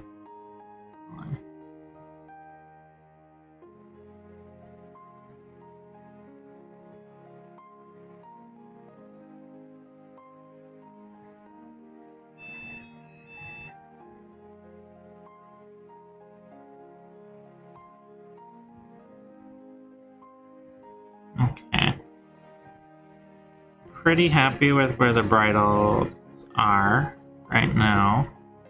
There's definitely some areas to clean, but I'm going to switch to the I think my purple's good right now. I'm going to switch to the brass. There's a couple spots. I want to really carefully enhance with the brass. There's a couple spots that got a little rubbed off as well that I want to repair, especially on the bottom of the stirrups, because my hands tend to brush those when I'm moving the horse around a bit. I just want to make sure they're looking good.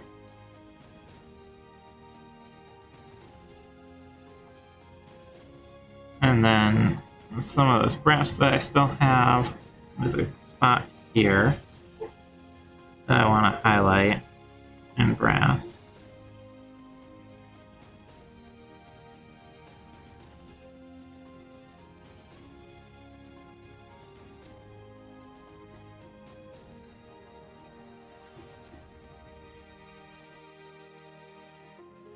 Just on the shoulder there. And then the same on the other side.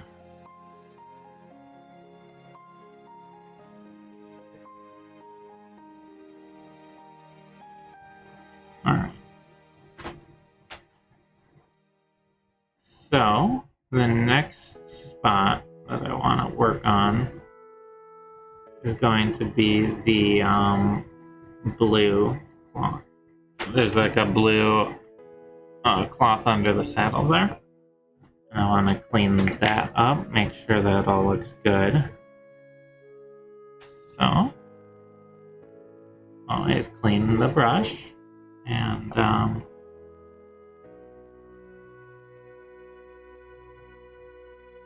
find my field blue, medium blue, sorry. Field blue's a little darker than I was going for, so.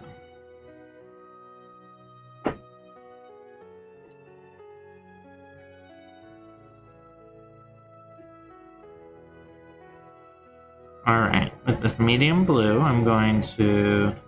There's a couple spots to clean up. There's a couple spots to define the line a little better between two parts. It's really minute work, but it actually really changes quite drastically how the whole piece can read. I mean, these little touch-ups.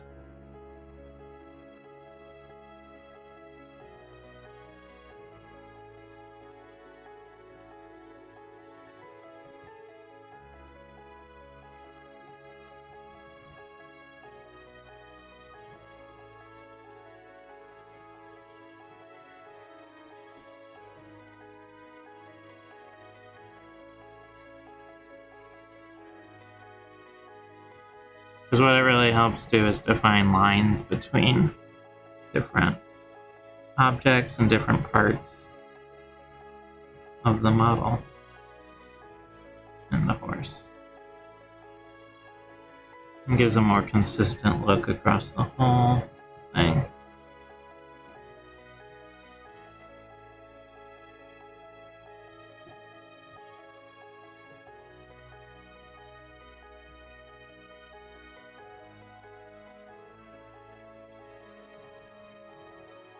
Okay. So, that's looking better. It's hard to get over how extremely shiny the silver is right now. That won't be something that always is that shiny once I start shading it in. Gonna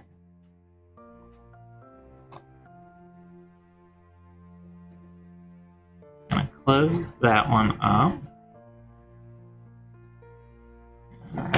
Give it a little look over. I know there's a lot of work to do on the fur color that the horse is. Just some spots I got, paint that bled a little, things like that. I want to make sure I'm not missing any major issues. There will be a little coverage that I get from the when I start going in with the washes that will help me cover up any smaller incidents. But I think right now what I want to do is get the eye color in, which is a little difficult. The horse, they usually have dark brown eyes, but for readability, I'm just going to take this flat black and with as much precision as I can manage. To do that, I'm going to actually lean forward here. Be a little harder, but with my nicest brush,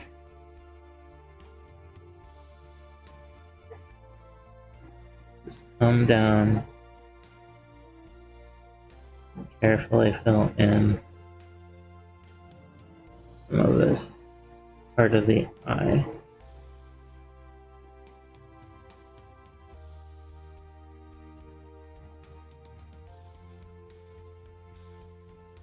You really don't want very much paint.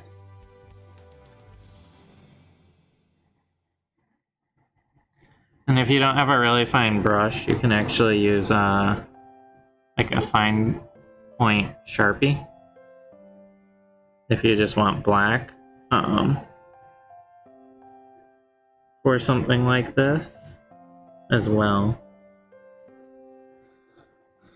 Let's see, where am I going?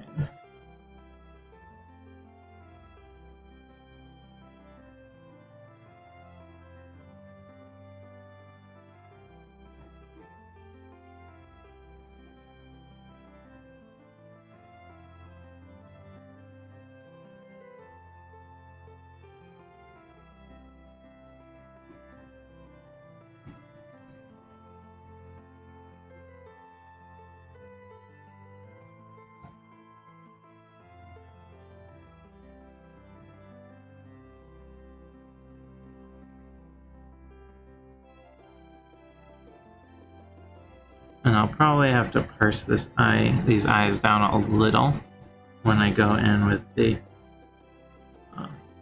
fur color, but just have sizable eyes. I just want to define where they are. Okay.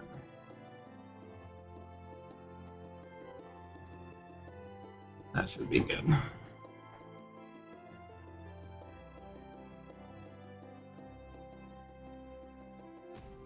Always clean the brush.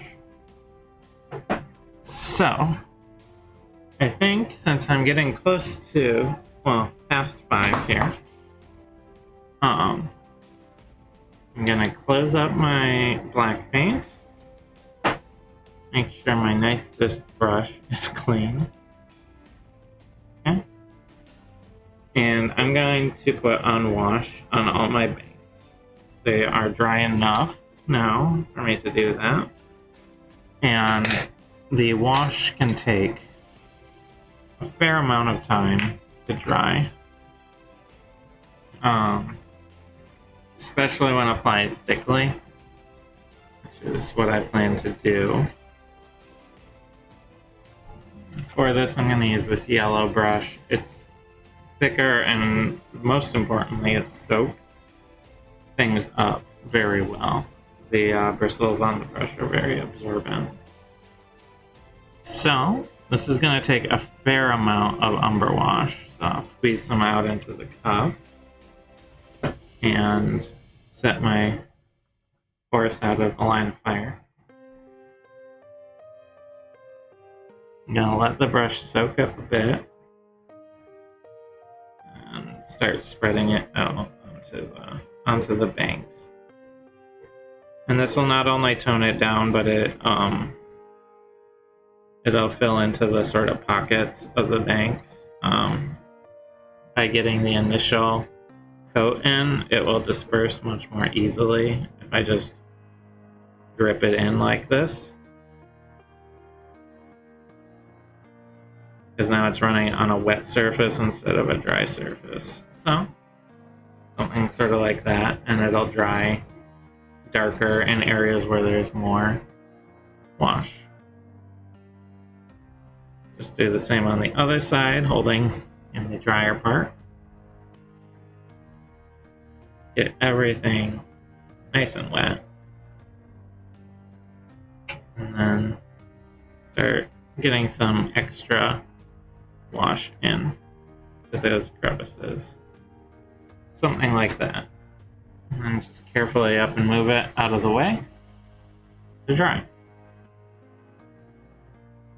Nice and quick and easy.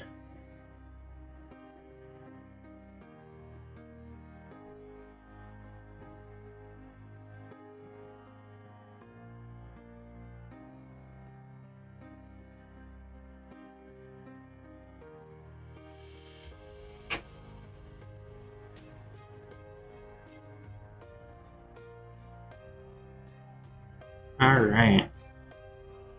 I will definitely need to pour more wash into my cup, but use up what I got first.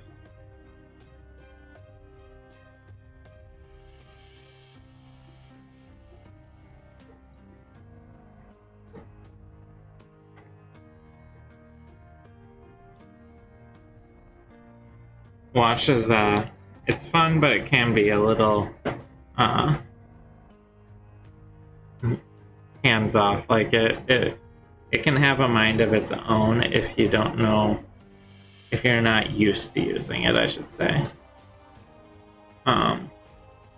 It runs with gravity, so you always have to be kind of careful how you're placing your thing that's drying. So like these I'm placing just as they are, but if you're washing a house, because it's so wet it takes longer to dry, you might have to have the house sort of on its side for a good up to like 30 minutes even, depending on how thick of a wash you're giving it. For something like this, since they're really only ever going one way, it's not too bad.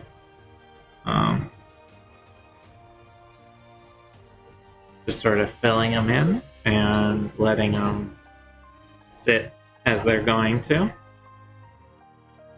It's pretty easy to do, honestly, but yeah, when you're washing like dungeon tiles or a house, you know, you can make something look beautiful, wash perfectly, and then you set it upright and it all just drains right off. When you really wanted like the crevices in that rock to be popped out. So I'd say one of the key skills to having a good wash is just patience.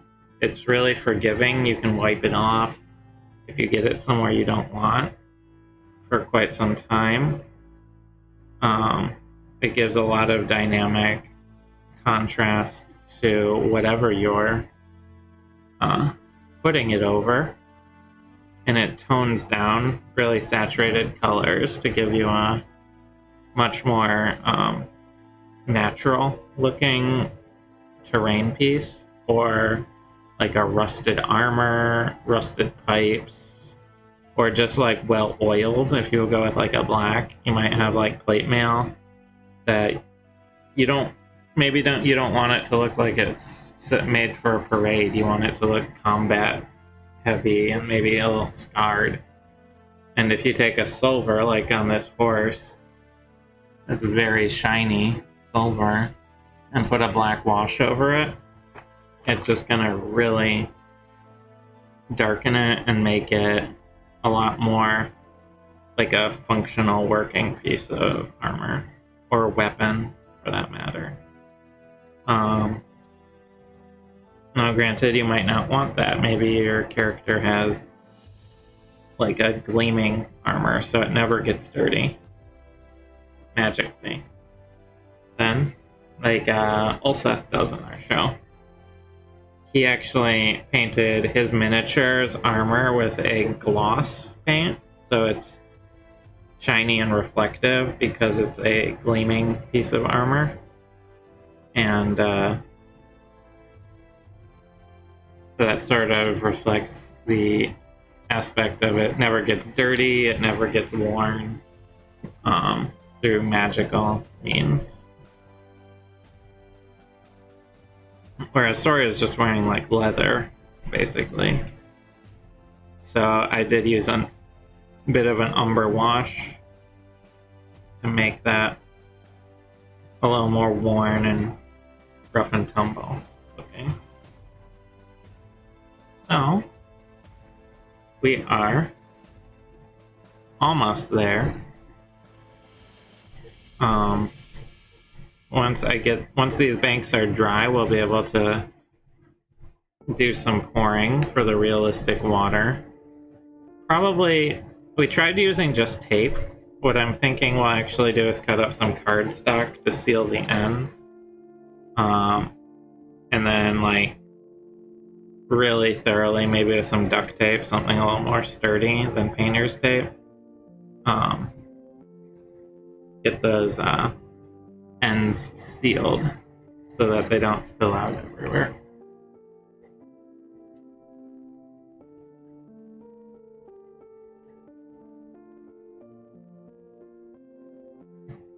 Alright, so we have a whole bunch of river tiles painted in one day.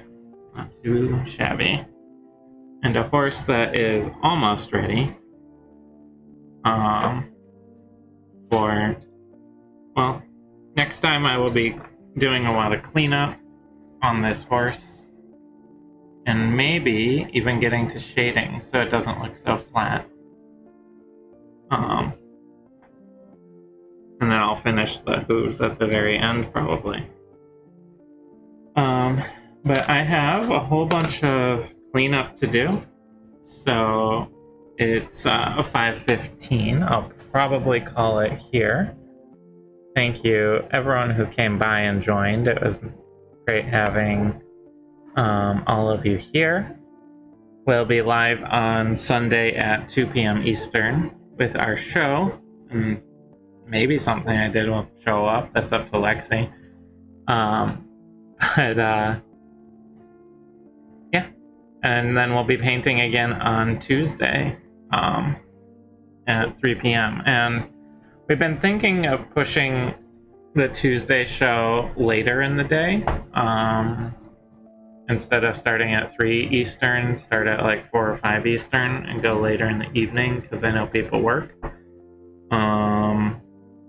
during those times. So, I don't know. If you let us know what you think in the Twitch chat or anywhere else on social media, if that sounds like something you'd like to see. All right. Well, thank you everyone for dropping by, and Say hi, Lexi. Lexi walked in. Bye, everyone.